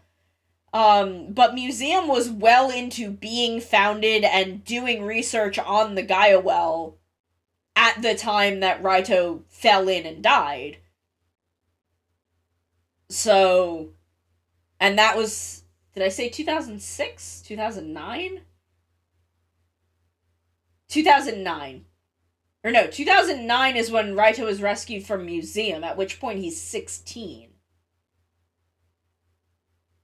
So that would have been... Okay, no, like, Skull is happening around the same time as the Grongi. I'm getting my shit all mixed up. Because I can't see the whole spreadsheet at once.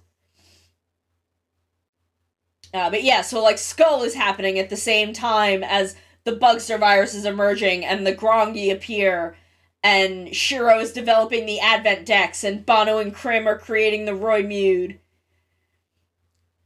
Like, all of this shit is happening at the same time, which is wild. I think it's all supposed to be nods back to Kuga, but... Like, if you look at it on a timeline of... How long is Begins Night before the start of Double? 6 months. It is 6 months, which is why I think a lot about the fact that Shotaro was dressed the way he was during Begins Night. Because I look at that, and I feel like it's supposed to be, like, 2 years, but 2 years is not enough time to get, like, another actor, so they try to age Shotaro down by the way he's dressed. But no, it's 6 months, and he's just outside in those pants, and, like, the high socks. He just dresses like that. He's just fucking dressed like that. Narumi lets him outside in public. He's what, like, 20? He's like 19, 20? I have not seen Haikyuu. I know a lot of people really like Haikyuu. I've watched the first, like, 2 or 3 episodes of Haikyuu. I've watched the first 2 or 3 episodes of Haikyuu, and I did like it. I just never got around to watching more of it. But yeah, no, like, that's the thing. I feel like they dress him like he's supposed to be, like, 17. Yeah, no, that's what I had assumed that. I had assumed he was, like, 17, but they didn't want to, like, hire a different actor because that would make it seem like he was a lot younger. But no, it's, like, 6 months. He just still dresses like that. Shotaro's just like that. He's a fucking dork. He's an absolute disaster, and I do love him. I love that boy to death, but he's an absolute disaster. Yeah, no, like for years, I was assuming that like it took place years before, and that they had like been awkwardly living together for like 2 or 3 years, and that Shotaro had been like fresh out of high school, and this was like his first big mission with Narumi, and that was why he was so like gung-ho, because now he really like feels like a grown-up and shit. But no, he's like 19, 20, and he's just like this. I feel like it was probably initially intended to be longer, and then they were like, it would be weird for these two to be living together and still be like, for like years, and still be so fucking like awkward and cold around each other the way they are at the beginning. So they were like, 6 months makes more sense, and did not think about how Shotaro was dressed. I feel like that was an adjustment that took place in post that, like, they didn't quite think hard enough about. Oh yes, he is absolutely... Skull becomes Kamen Rider Skull in 1999. In late 1999, he becomes Kamen Rider Skull. And he is presumably active that whole time up through Begins Night. Because during that whole time, Shroud is living in his garage. Which is a thing that I think about a lot, because she had to have been there the whole time. Because there is no way that she would have been living and working out of his garage and then run off into the woods before he died. So the entire way that we see her in show, and the entire building Excel, all started 6 months before the show started. So the entire time Shotaro is there, because he mentions this when he's older. There's, when is it? When does this come up? There's a bit where he wants to, like, go into the garage, and Narumi's like, no, there's a ghost down there. You can't go down, you can't go in the garage, there's a fucking ghost in there. Because he does, or no, is that just a thing in Message to Double? Is that just a thing, am I mixing up Matsu and Shotaro? Because I feel like there's a bit in something where, like, adult Shotaro, because the hats are all on the garage door. But I might be mixing up the bit in Message to Double. Speaking of Double,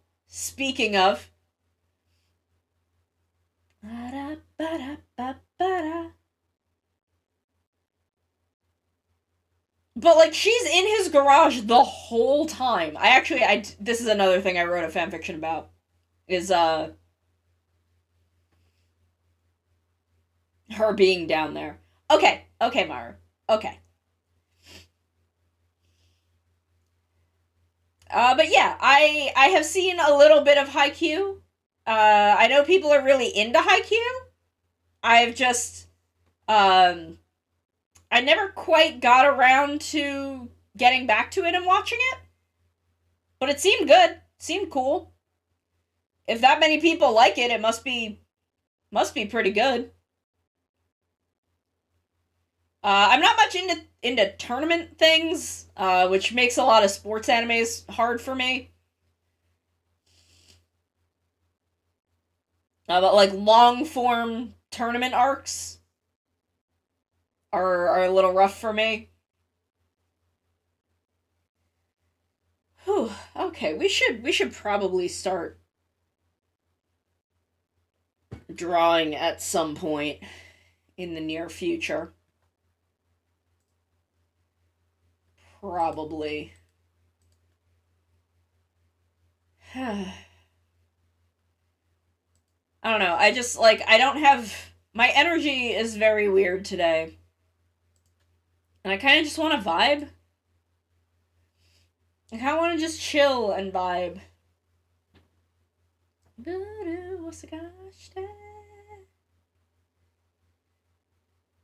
I kind of want to just hang out. I feel so emotionally winded. Like, I feel emotionally like I just ran a marathon, but without all of the, like, exercise dopamine that you get. So I'm just, like, I'm physically exhausted because of my emotions. If that makes any sense at all. Which it probably doesn't. Dobby X and nobody else. I want to play Memory of Heroes again. Maybe we'll do that in May. Is we'll do a replay of Memory of Heroes where we can have like a good 3 day at a time chunks of it. Which we could maybe do in a week, because I think how many streams was Memory of Heroes when I did it? How many streams was Memory of Heroes? I forget. Let me check the VOD archive. By the way, we have a VOD archive. I think I link that somewhere.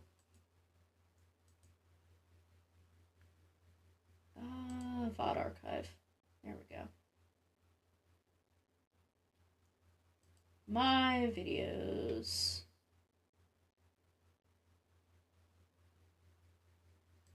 Playlists.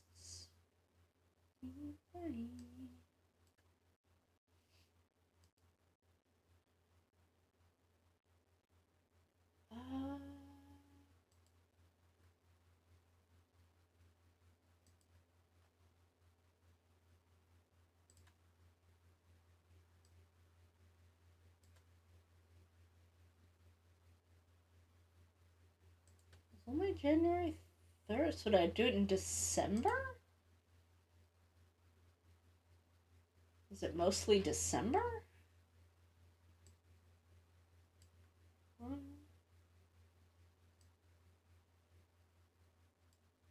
Okay, I broke that up weirdly, so I have no idea how long it took. I have absolutely no fucking idea.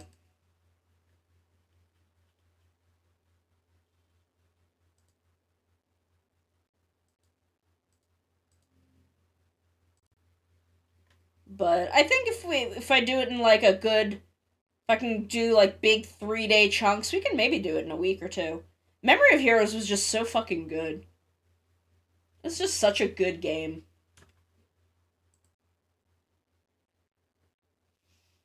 I want to get emotional about Double again. Oh my god, and oh my god, it's so soon. It's like what, 3 or 4 months until we get the Double anime?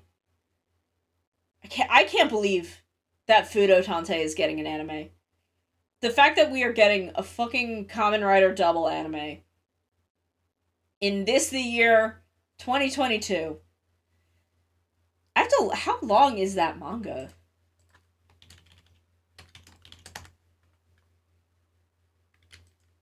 How many volumes is it now?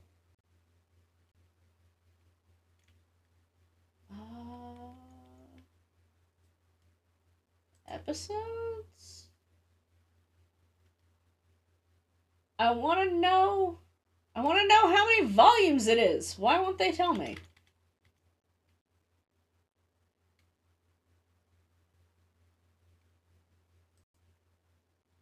Okay, here we go.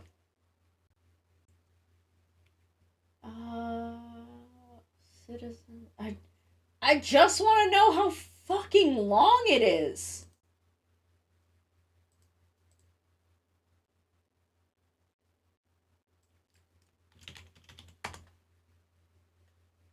How many volumes is this goddamn manga? 12 volumes. Okay, is it still going? Is it still going is my question. Because volume 6 is what I want to fucking see animated.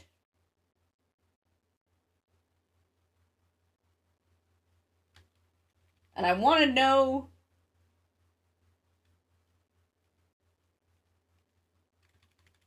Chapter's not yet in tankobon format. Okay, so I believe it's still going. The Women of the Special Research Institute. The what?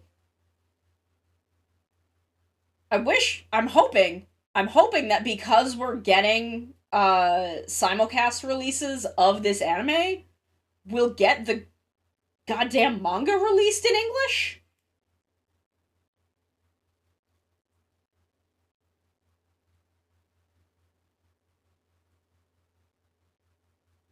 Because I would like to fucking read it proper.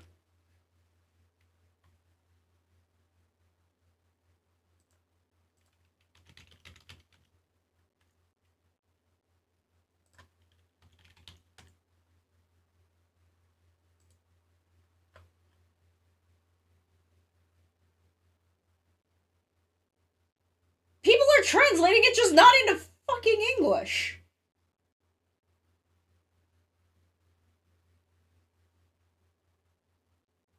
We have up to chapter 11 in English. And then all the way up to 30 in other languages.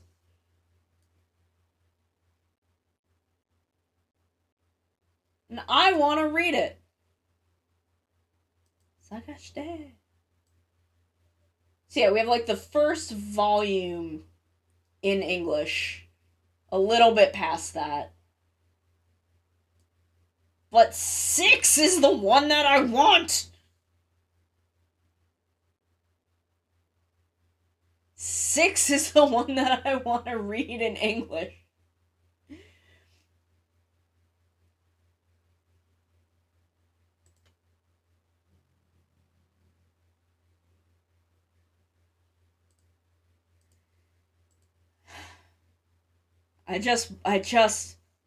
I want the Kamen Rider Skull content.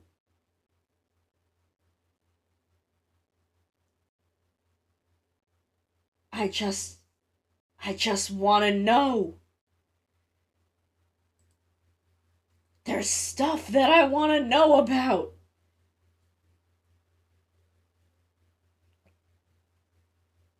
But we've had 12 volumes. I'm curious as to how...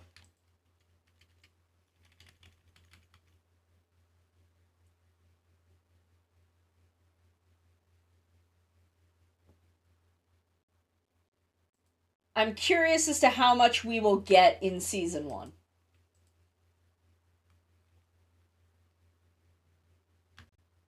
I'm curious if there will be multiple seasons.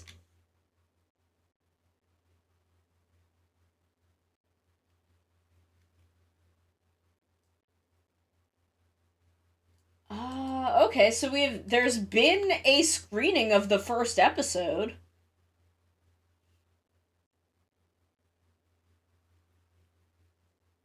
Oh no. Daisuke Ono. How do I know that? Why do I know that name? That's fucking Teddy! What's he do? Who is he playing in Fudo PI? The main villain. Cool.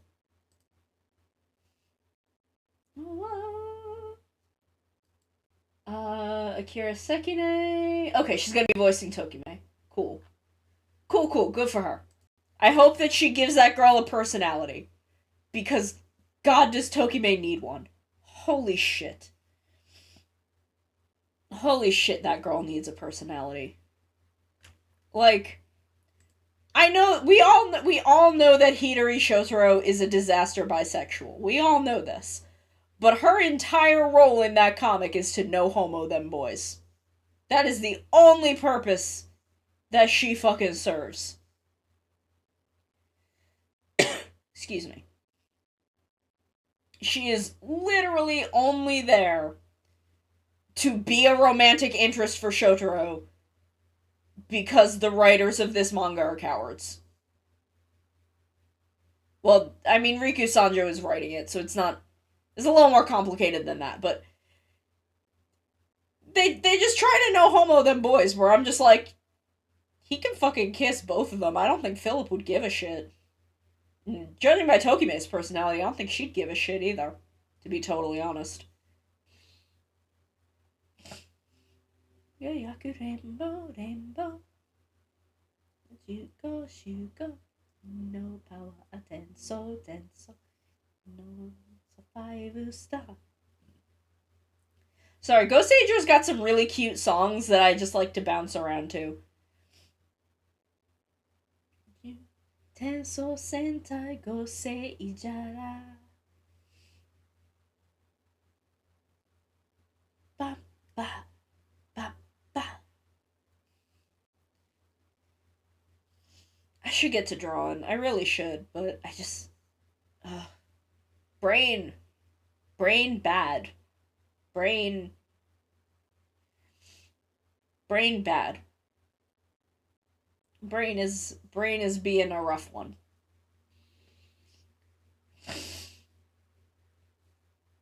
I'm trying not to blow my nose again, but I might have to.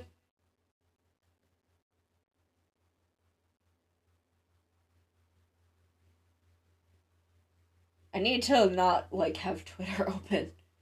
I'm so easily distracted right now. I need to, like... There. But no, I don't want to put VTube Studio over there, because that's also distracting. Can I put... I'm gonna put Discord there. Nothing's happening on Discord, so that's fine.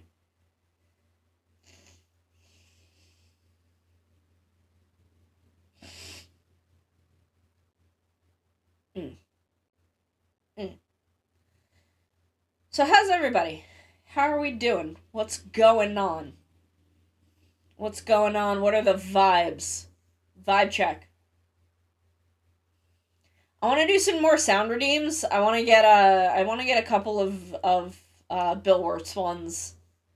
There's a couple other things that I wanted, and I don't remember what they were.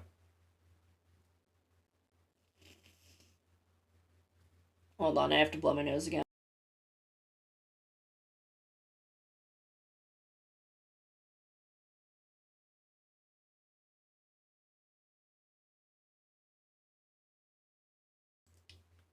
There we go. I'm okay. Give me some gummy bears. You want some pineapple gummy bears? I love pineapple gummy bears. It's my favorite flavor of gummy bear. And for their 100th anniversary, Haribo keeps putting out, like, single flavor packs of, like, a couple specific gummy bear flavors, and one of them is pineapple, and I'm, like, fucking thriving. I am, like, just absolutely goddamn living. Because the other ones are weird. It's like there's like watermelon and blue raspberry, which are like not normal gummy bear flavors. But then there's pineapple. And I'm like, oh shit. I love pineapple. And I love pineapple gummy bears. Give me that. So I've been grabbing them while I can because they're like a limited time thing.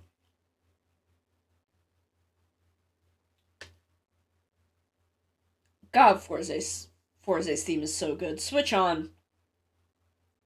Forze in general is so good. I don't generally recommend it as a starter because the middle is very, very mushy.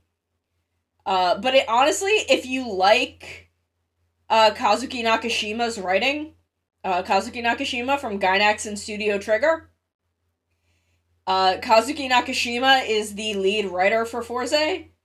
He wrote Gurren Lagann, I think Kill la Kill, possibly Little Witch Academia?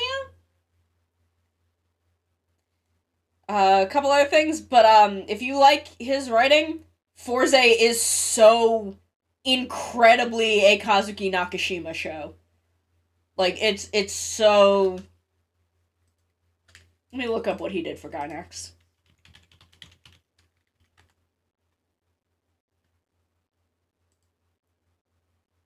Yeah. Gurren Lagann, Kill la Kill, Brand New Animal, back in 2020. Re-Cutie Honey. Did a little. He was the lead writer on Gurren Lagann, Kill la Kill, and Brand New Animal. So, again, if you like Kazuki Nakashima,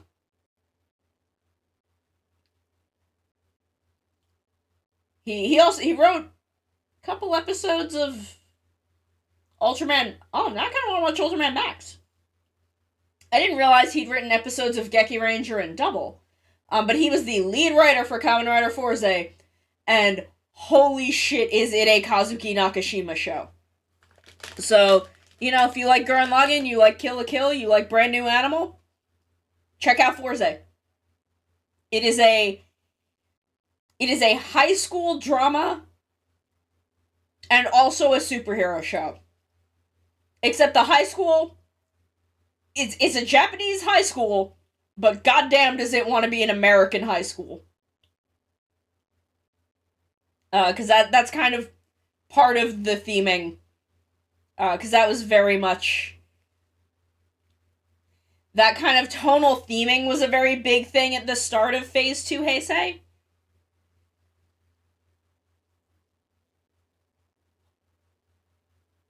Oh, Gokaicho. So it has this sort of like rockabilly vibe. This like rockabilly Grease Breakfast Club vibe to it. It's so good. Fourze is an incredible show, even with its flaws. There's some stuff that I think it could have done a little better in the middle of it, but it's so fucking good. If you like Kazuki Nakashima and you want to get into Kamen Rider, Fourze's right there. It's there for you. It's right there. The characters are all absolutely fucking incredible. The writing is so good. The story is so good. Watch Fourze.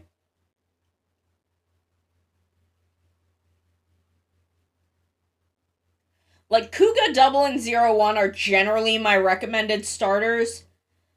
Unless you're into, like, really into, like, old Godzilla movies and stuff, and then I'm like, okay, yeah, start with Rider 1.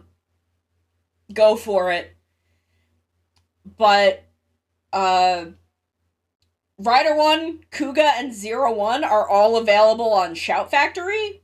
Actually, is 01 up on Shout Factory now? You can get the DVDs from them, but... Is 01 as a show up there yet? It is. It is. Rider 1, Kuga, 01, all available for free on Shout Factory. For free. For free. Free! You can just watch them. And they're not paying me to say this.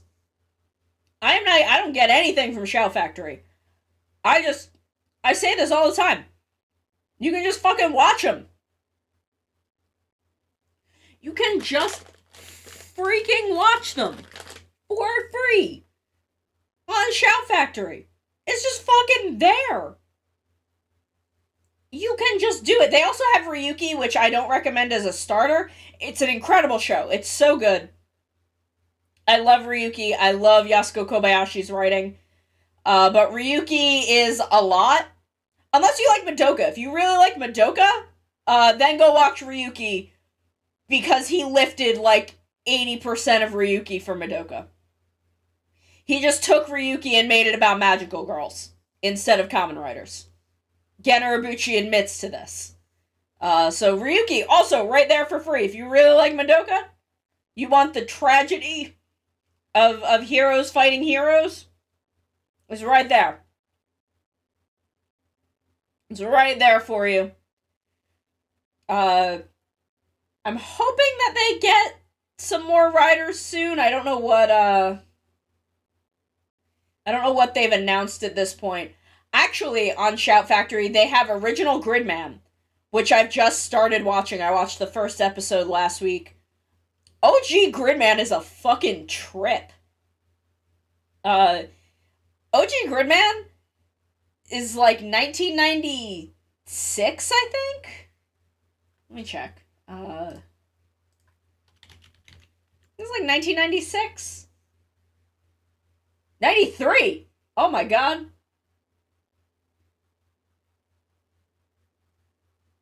Oh my god, 93. Okay, that's even earlier than I thought. OG Gridman is a show from 1990 fucking 3, and they have a girl just building computers.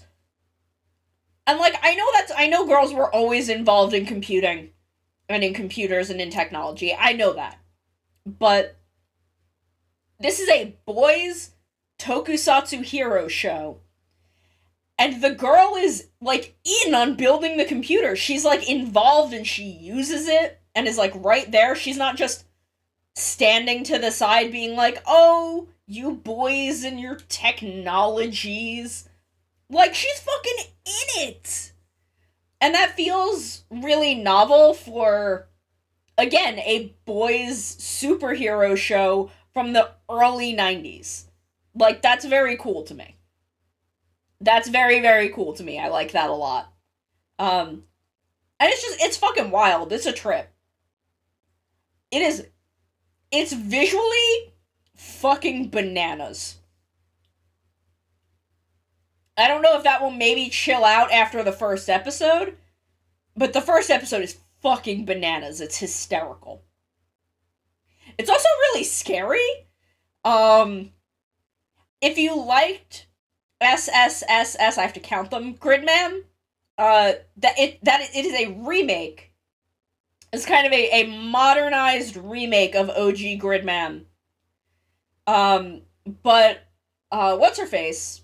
Shattered Glass Optimus Prime. She's just a dude who has a crush on the main girl. And he tries to give her a love letter in the first episode. Like, she bumps into him in the hallway. And he, like, won't make eye contact and doesn't say anything to her. And starts pulling a love letter out of his pocket, but she's like, her friend's like, "Hey, you're gonna be late for class. You gotta go sit down." She's like, "Oh shit, you're right. Hey man, I'll see you later." And then he like pulls the letter out of his pocket and is pissed that Shu didn't take it when he didn't even fucking take it out. And then is like, "Oh, her parents run a hospital. I'm gonna hack the hospital and try to murder everyone in it." And I'm like, "Excuse me, sir? Excuse me, sir, what? Calm the fuck down, my guy. You didn't even offer it to her. Like, buddy, chill out. Calm your shit, perhaps." Oh, I love Superhero Getter. But so far, I'm into it. I'm super into OG Gridman. I have watched SSSS Gridman and loved it. Loved it a lot. So good. Still haven't watched Dynazenon, but I'll get there. I'll get there. Soon. But I'm watching OG Gridman. Really good. Really fun. Really interesting. Super excited to see more. And again, it's just on Shout Factory. It's just there for free. You can just watch it.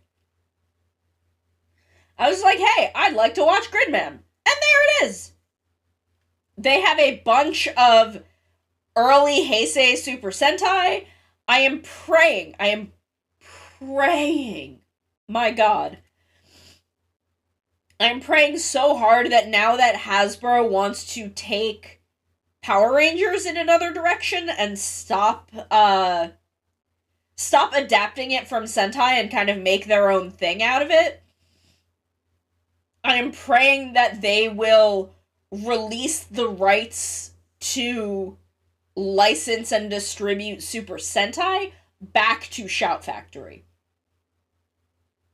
Because Shout Factory was one season, like, when the Hasbro purchase happened, we were months away from them announcing Abaranger, which starts my favorite era of Sentai. Like, the Abaranger to Gokaiger era of Sentai. Specifically the Abaranger to Go-Onger era of Sentai, but like Shinkenger, Goseiger, and Gokaiger. Excuse me. Shinkenger, Goseiger, and Gokaiger are all also incredible. And I love them. It's weird to think of them as the same kind of era. But they are, more or less. So the Abaranger to Gokaiger era of Sentai is, in my opinion, like the peak of Sentai. It is the best of Sentai. And it was right there. We were so close to Abaranger. We were so fucking close. And then Hasbro bought all of the rights to Power Rangers, which includes a lot of Sentai footage. So, because of that, that fucked up a lot of the stuff with contracts with Tokusatsu, with Shout Factory. So they haven't been able to release any Sentai since then. That is what I have heard regarding that. But I am very, very hopeful that now that Hasbro wants to kind of take Power Rangers in a different direction and wants to do something different, that they will be more willing to release Sentai back to Shout Factory. And that now that we're getting, especially since we are getting Fudo PI in the fall, I'm really hoping that Shout Factory will also get Double and maybe do a physical release of Double. If they do a physical release of Double, I will absolutely fucking shit. I will lose my goddamn mind. It would probably only include A to Z. I think A to Z was the mid-show movie. Yeah, that makes sense. It would probably only include A to Z, but I would love if it also included Excel Returns, even though that's a bad movie. But I would love for that to be included. It would be nice if it included Movie War 2010 and Movie War Core, but because those are tied to Decade and O's respectively, I wouldn't expect that. Even though I would love to have fucking Blu-ray quality Message to Double to just watch nightly, constantly, every minute of every day of my life. I've never actually watched the O's half of Movie War Core. I have only ever watched the Double part. Because Message to Double is so deeply important to me. I love it. It means the world to me. But I've never watched the whole movie. I know that I've watched the Double parts of Movie War 2010, but I have no memory of them. But if they did a physical release, I would hope... Because the 01, I think, doesn't include the Others movies, because those were still coming out at the time that they were releasing it.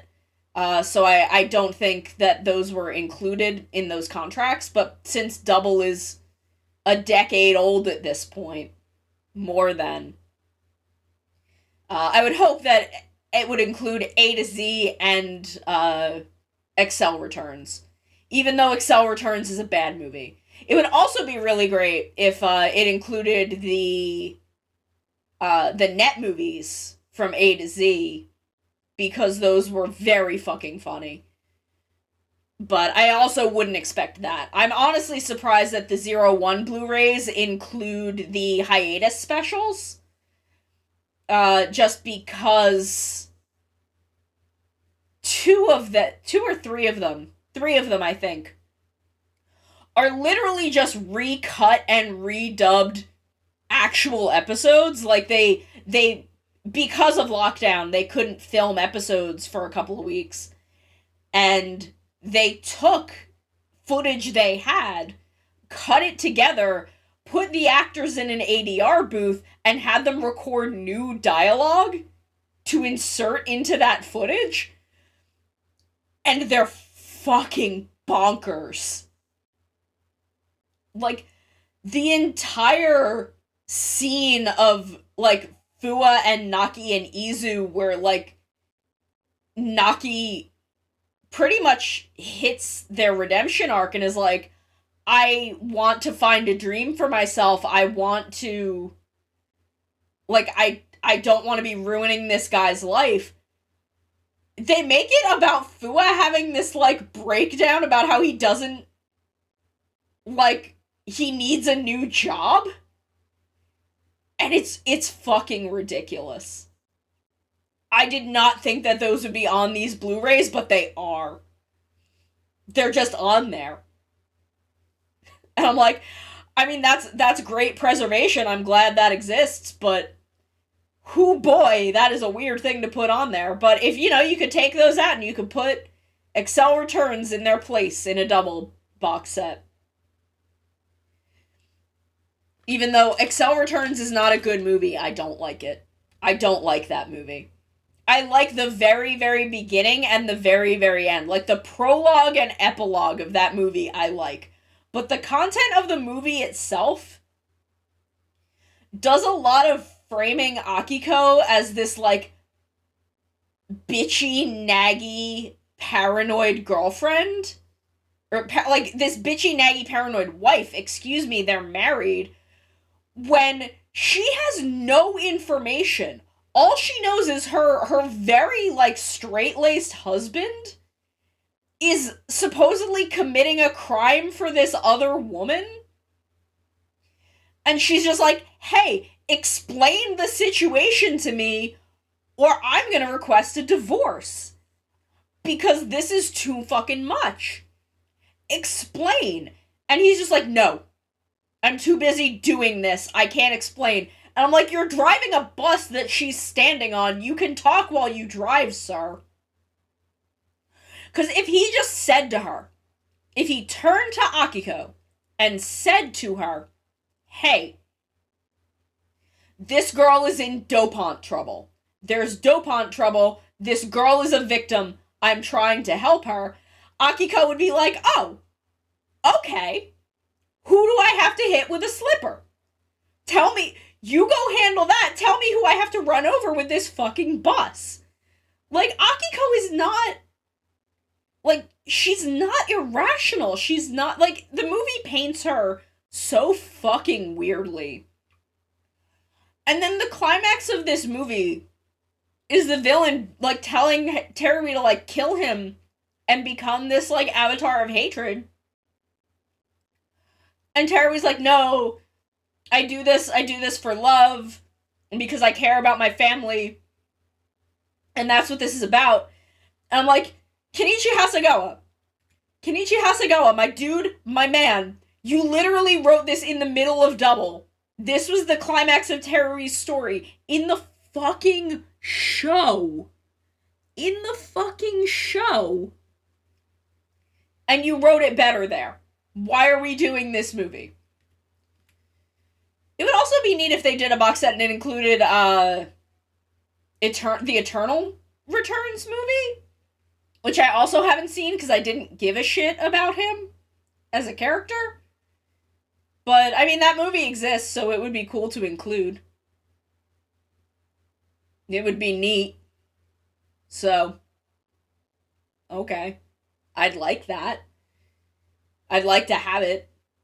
So, I'm hoping that when we get the Fudo PI anime, we'll get a physical release, or even just a streaming release of Double on Shout Factory. That would be really cool. But I would love to have, like, a Blu-ray box set of Double alongside, like, a physical media release of Fudo PI. I think that would be very neat. Would be very interesting to have. I do need to buy the Sentai box sets, because everything that they have streaming on their website for Sentai, they also have DVD box sets of. I think it's DVDs. I don't think it's Blu-rays. I think it's DVDs. And I do need to pick those up, because I do want them. I do want to have them. It's just a money thing. I'll put them on my throne. I don't think anyone will buy them, but I'll put them up there. Ba-da-ba-ba-ba.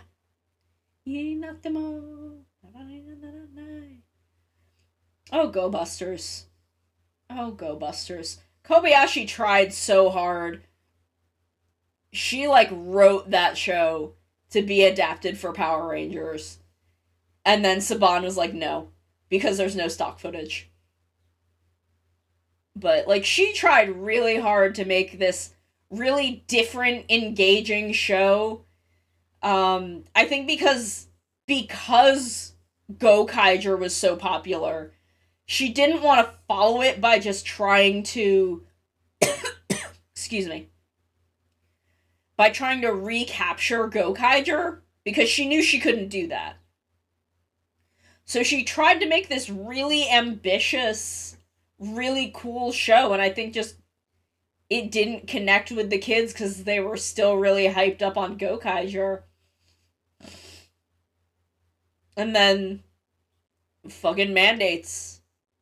It's the fucking producer mandates. Just wrecked it. There's still so much good about Go Busters. Go Busters ending is so much better than it has any right to be. The ending of that show, the last like 5 episodes, are incredible. I love Go Busters. I don't like Gun, but I love Just Live More. It's a good song.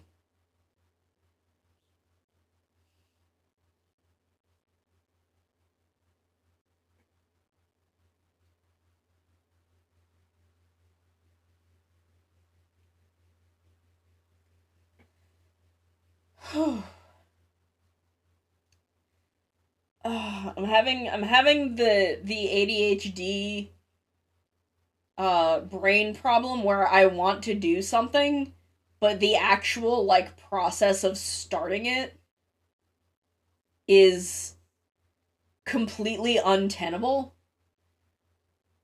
Like I just can't switch my brain.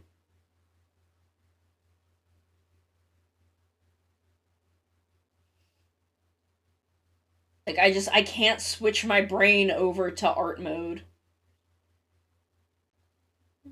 And I think it might be because I've been drawing so late at night recently that my brain is like, no, it's daylight hours.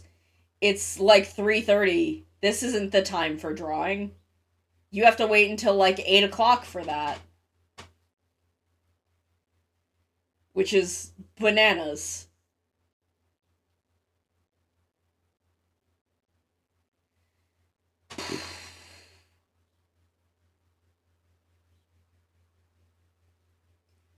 Ba-da-ba-da-ba-ba.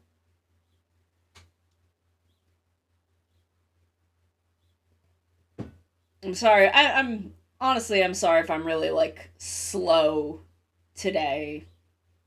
Uh, I've been playing Hatsune Miku Colorful Stage lately, which I'm enjoying. But I'm really bad at mobile rhythm games. Because it hurts my wrists to hold the phone up like that.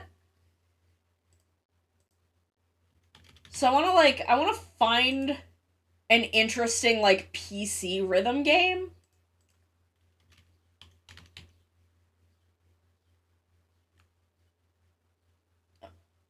Like I would love a PC gotcha rhythm game.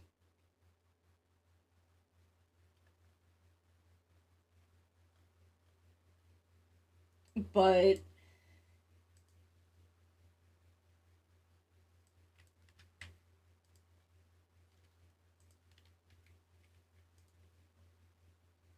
like I don't know how many games there are like that out there.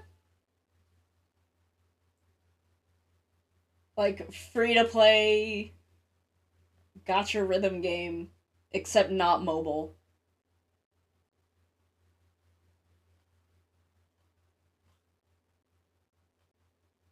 Because I like colorful stage, I do.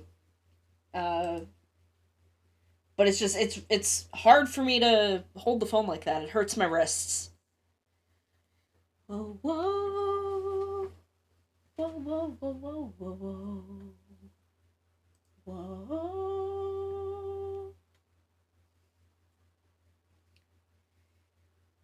俺たちは無敵のスーパースター I need to think of things to talk about. But I'm out of things to talk about. No, get us wonderful.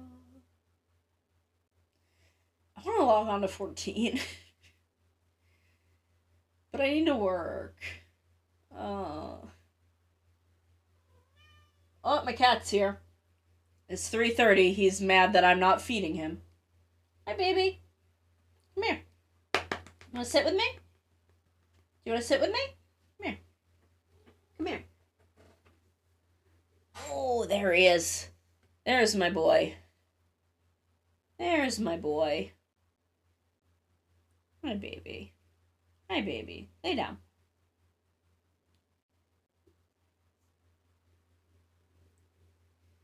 Oh.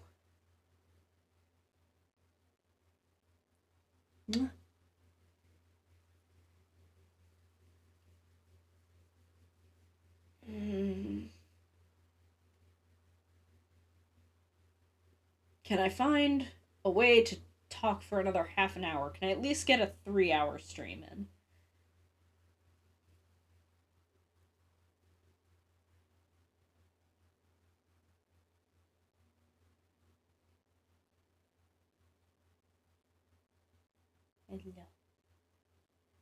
Hello.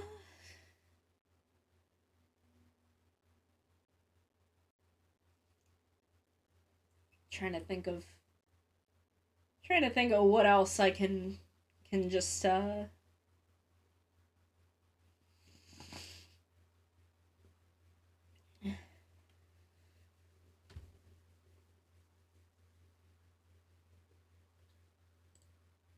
Oh, did y'all see the Twitter thread about the person who when they were a kid their imaginary friend was their microwave and they like put an AI into a smart microwave and fed it like all of like the memories of when they were a kid. They like wrote out a whole thing and then the microwave eventually interpreted the fact that 20 years had passed, like there was a 20-year gap in the end of the memories to now, that in that time the person had abandoned them, so the microwave decided that they hated them and wanted to kill them. Did y'all see that Twitter thread? Because it is fucking bananas. It's like cool and wild and scary and I love it. Like it's really really cool.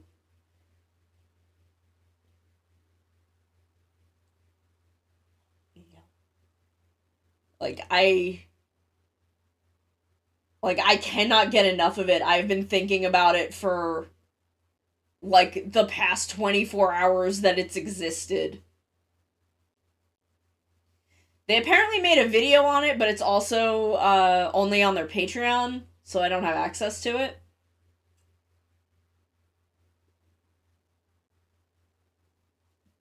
But like I can't stop thinking about it. That they managed to, and like it was still a functional voice activated microwave even with the AI, but just that they wrote this like 100-page document of like the backstory their childhood self had made up for this imaginary friend and then all of their memories together. And then eventually the AI was just like, oh, well, you must have, because the AI had been like, part of the backstory was that they were like a World War I veteran or something. And just that eventually it had interpreted like, well, you've been gone 20 years, You abandoned me. I want to hurt you the way that this abandonment hurts me. I'm going to kill you. I'm like, that is horrifying and fascinating and just like so interesting and cool, and I love it. That kind of thing is absolutely wild to me. Oh, oh, oh, oh. Kyoryu. Da, da, da, da.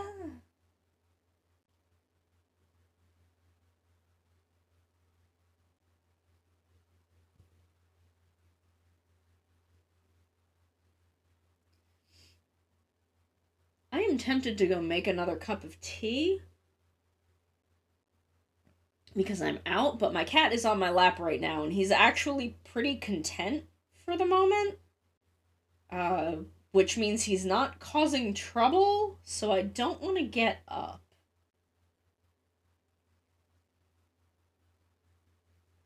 Just want to pet him. Pets for my boy.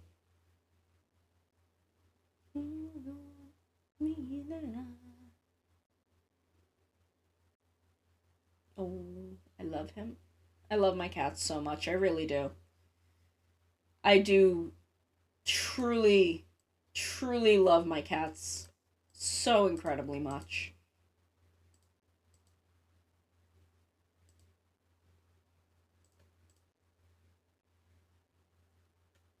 They're just so good.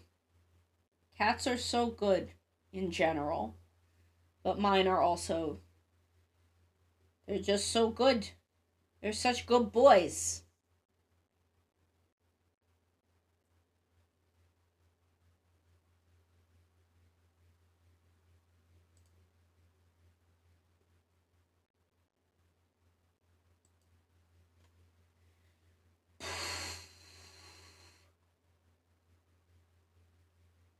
My brain has been very stuck today.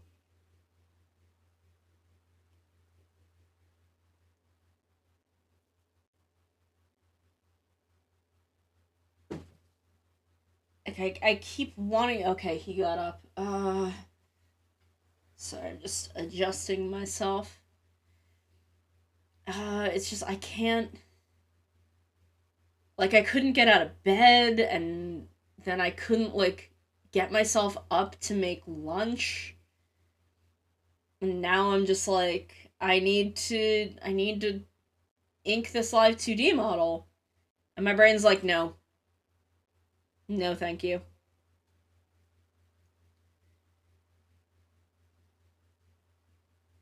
No, thank you, we're not doing that. It's like, I want to do that. And my brain is like, we need to do that. But also, I'm like, okay, well, then let's switch everything over and start doing that. And it's just like, no. No, thank you.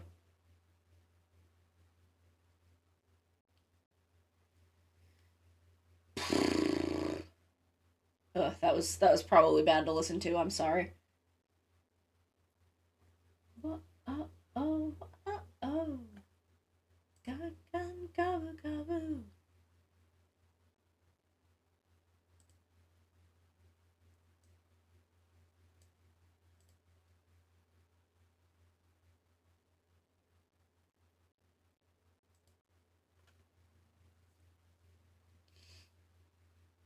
Samba.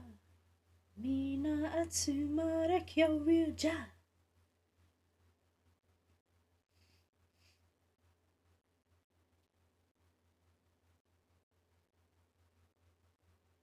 I want to get a model from Tally too. I love Tally's art so much.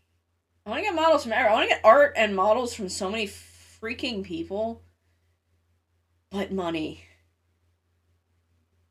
And I don't want it for free. I don't. I want to pay them. I want to pay them. But I have to, like, save and shit.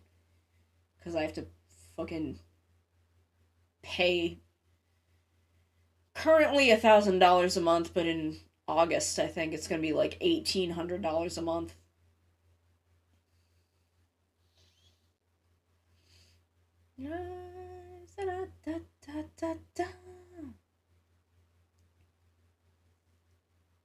and I don't want to.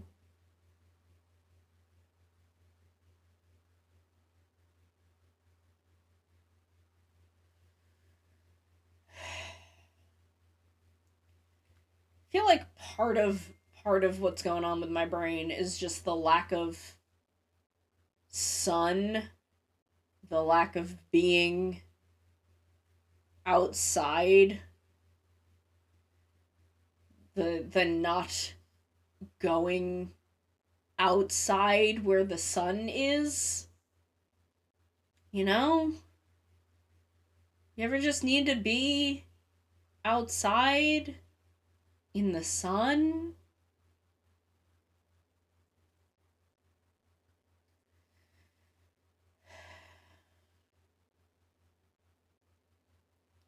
Like, I don't know. There's still a lot of energy that I haven't burned through, but also that, like,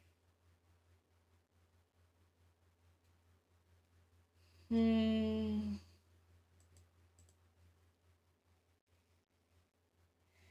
But I feel like there's energy that I have burned through that I need to replenish, that I need the sun for. You know? The sun? Sun? Sun. Sunshine. Sunshine. Outside. Ba-da-ba-ba-ba-ba. Surprise Drive is also pretty good. Again, I'm not super into Drive. I'm a little softer on Drive than I am on Gaim. I think the beginning of Drive is really good, but I'm not super into where it went. But Surprise Drive is a good song. All we need is Drive.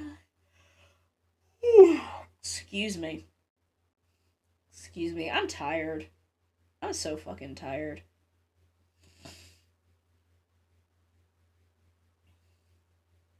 Oh.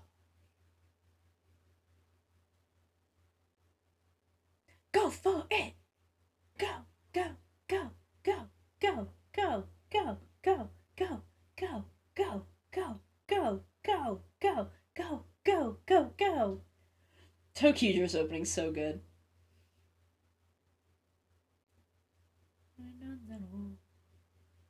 Doki doki ge yunore shani no de shikame ni ikou. 走れ俺たちのエクスプレス Don't be late 乗り残し何方ごと夢を乗せ I know like 60% of this song, so it's kind of the bits that I don't know are kind of embarrassing, honestly.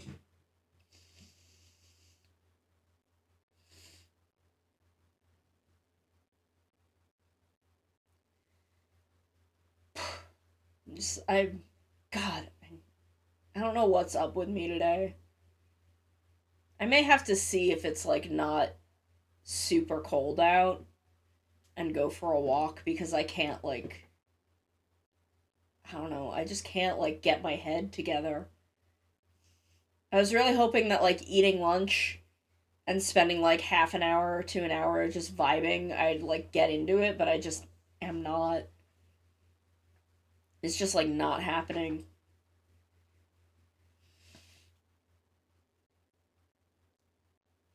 So I don't know. I'll definitely work on it tonight a little bit, but I just can't get myself moving.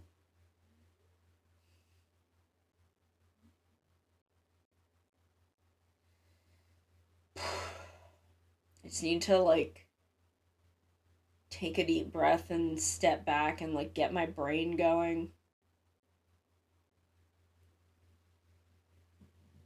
And I just can't get it going.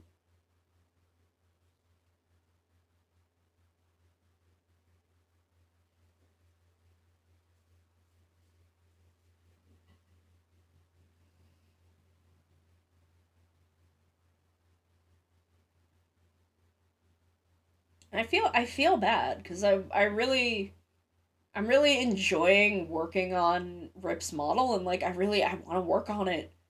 I want to do it, but this is just the problem with my dipshit dumbass brain.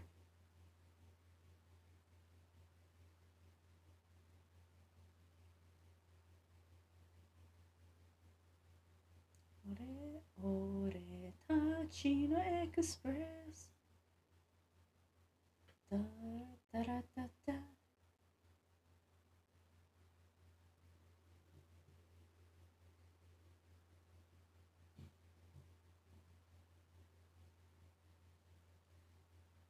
Genai.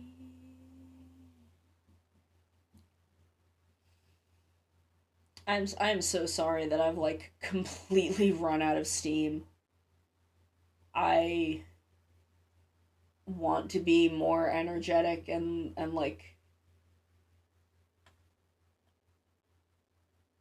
do stuff and vibe with y'all.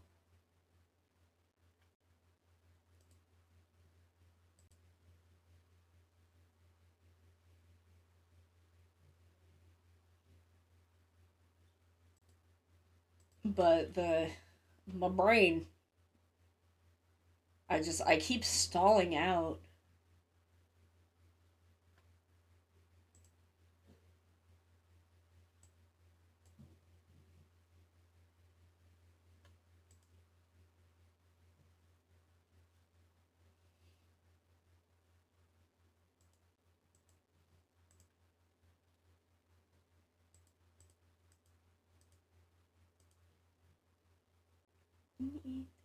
Kaze wo kite biun biun himi o atsobu.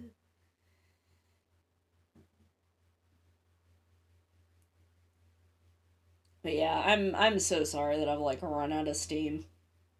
I I gotta see what it's like out because the sun is out at least. So I don't know if maybe I can go for a walk. I can at least get some shit done today instead of just like not accomplishing anything other than sitting here for 3 hours. Which again, it's still quite a bit of work, but just you know how it is. I'm sure y'all get it. Friday. What are we gonna do Friday and Sunday? What are we gonna do Friday and Sunday? Maybe 14. We might do some 14. I don't know what we'd do though. Because I'll probably run the raid tonight. We could grind PvP, but I feel like that would not be fun to watch because I'm not good at it and I don't like it. Saturday, we're going to do treasure maps with Rip. But that's going to be on Rip's stream. But we're going to do treasure maps for a little while. And that'll be fun. That will be fun. Treasure maps are fun. But, this, I don't know what we're going to do. Maybe more Ocarina? Maybe we'll just start an Ocarina randomizer. Maybe we will just do an Ocarina randomizer and pray. I feel like maybe more Kirby? Maybe just an Ocarina randomizer. I don't know.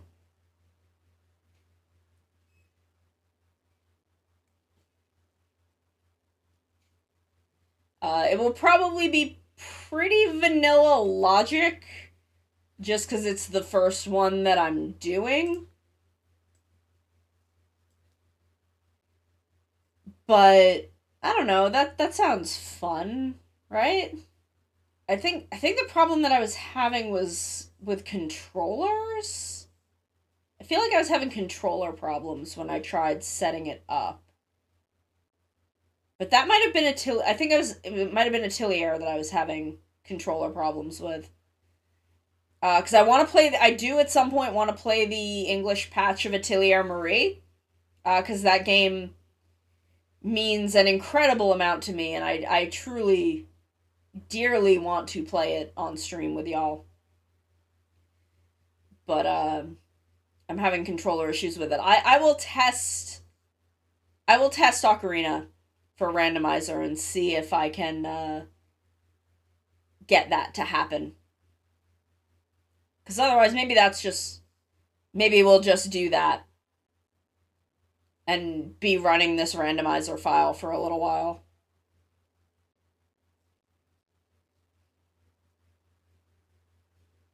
Oh god, the Ghost. We Think Therefore We Are is such a good fucking song.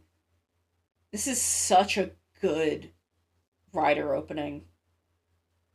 I love this song.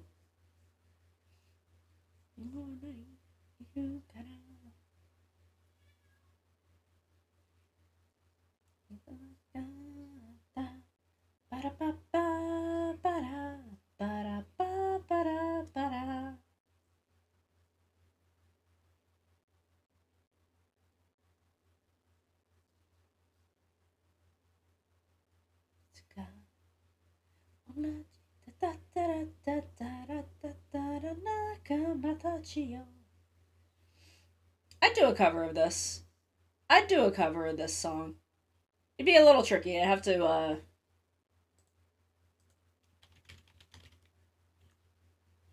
I don't know if I don't think this is one of the ones that I have a piano score for.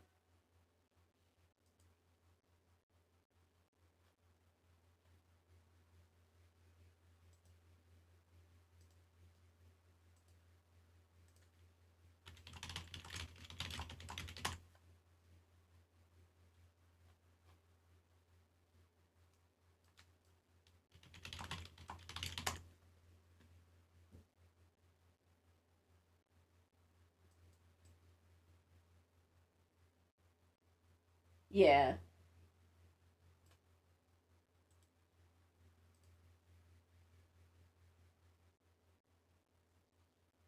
Yeah, so this would be a little tricky to figure out, but if I had access to how to arrange this song, I'd do it.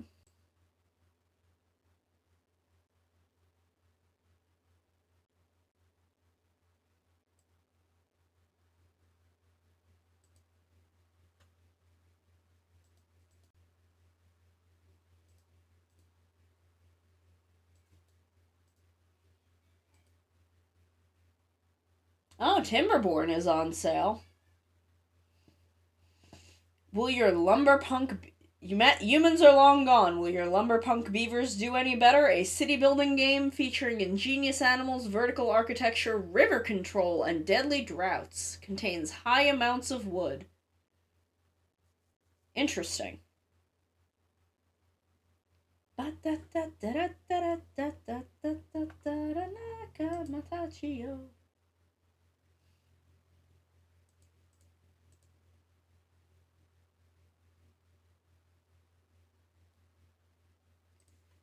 yeah, I don't know. Maybe we'll try that Ocarina randomizer on Friday. I don't think I had any plans. Did I make a command for the cover?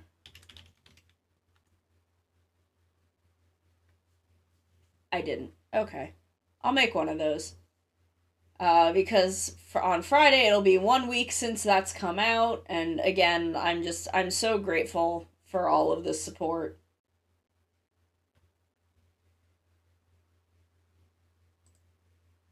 I'm so deeply grateful for the support and everything that I received for it, and it's definitely got me hyped for doing more music in the future.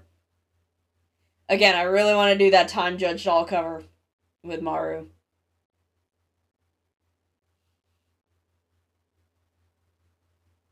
Like it, but I want to do other songs too. I want to do other Toku songs. I want to do non-Toku songs. Like I still want to do more like weird pop songs. I have like an EDM pop song that I want to do as a ballad. I think that would be fun. I think it would work really well. So I have to figure out how to arrange that as a ballad. And that's going to be a fun learning experience. But again, I want to get through a bunch of my commissions first. And I just can't get my head around it.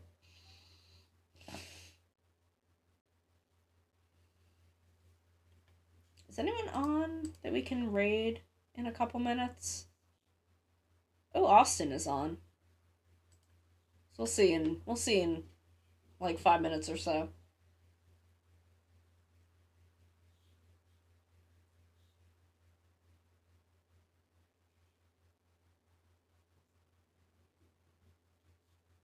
Armor Zone's a good song.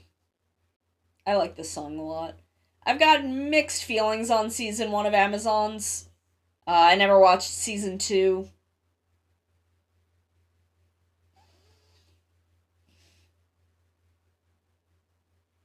But I will one day.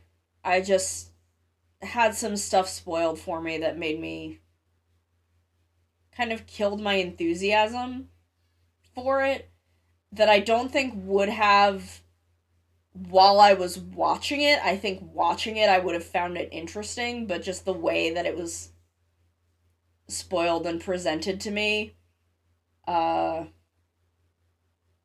really kind of killed my enthusiasm for giving it a shot.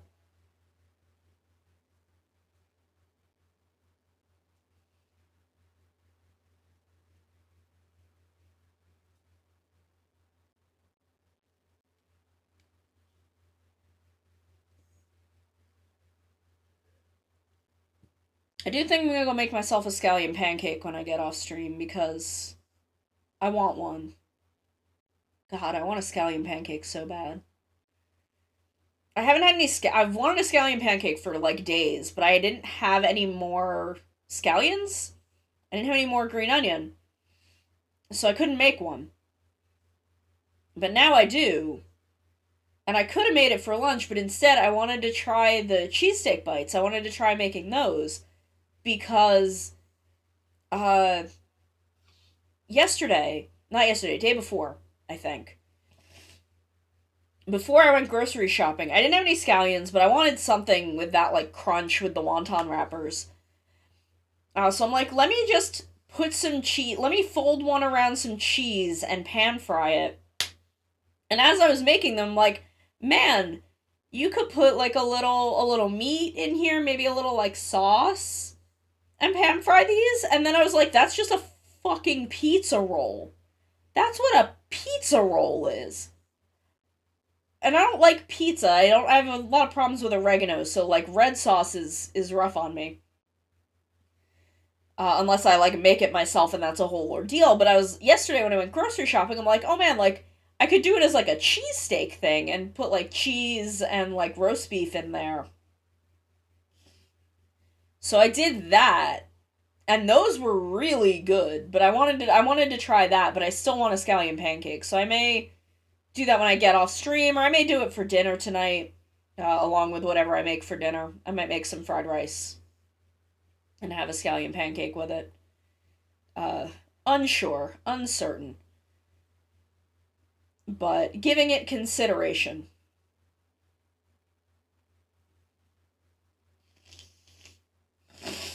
Excuse me. Okay, let me turn this off, and let's raid someone. Let's raid Austin playing Halo Infinite. I will see y'all on Friday. I love y'all very, very much. I'm sorry that I was not super energetic today. But I'm gonna get my shit together. It'll be fine. So I'll see y'all on Friday, okay? Let's raid Austin. I love y'all very, very much. Never forget that. And I'll see you on Friday.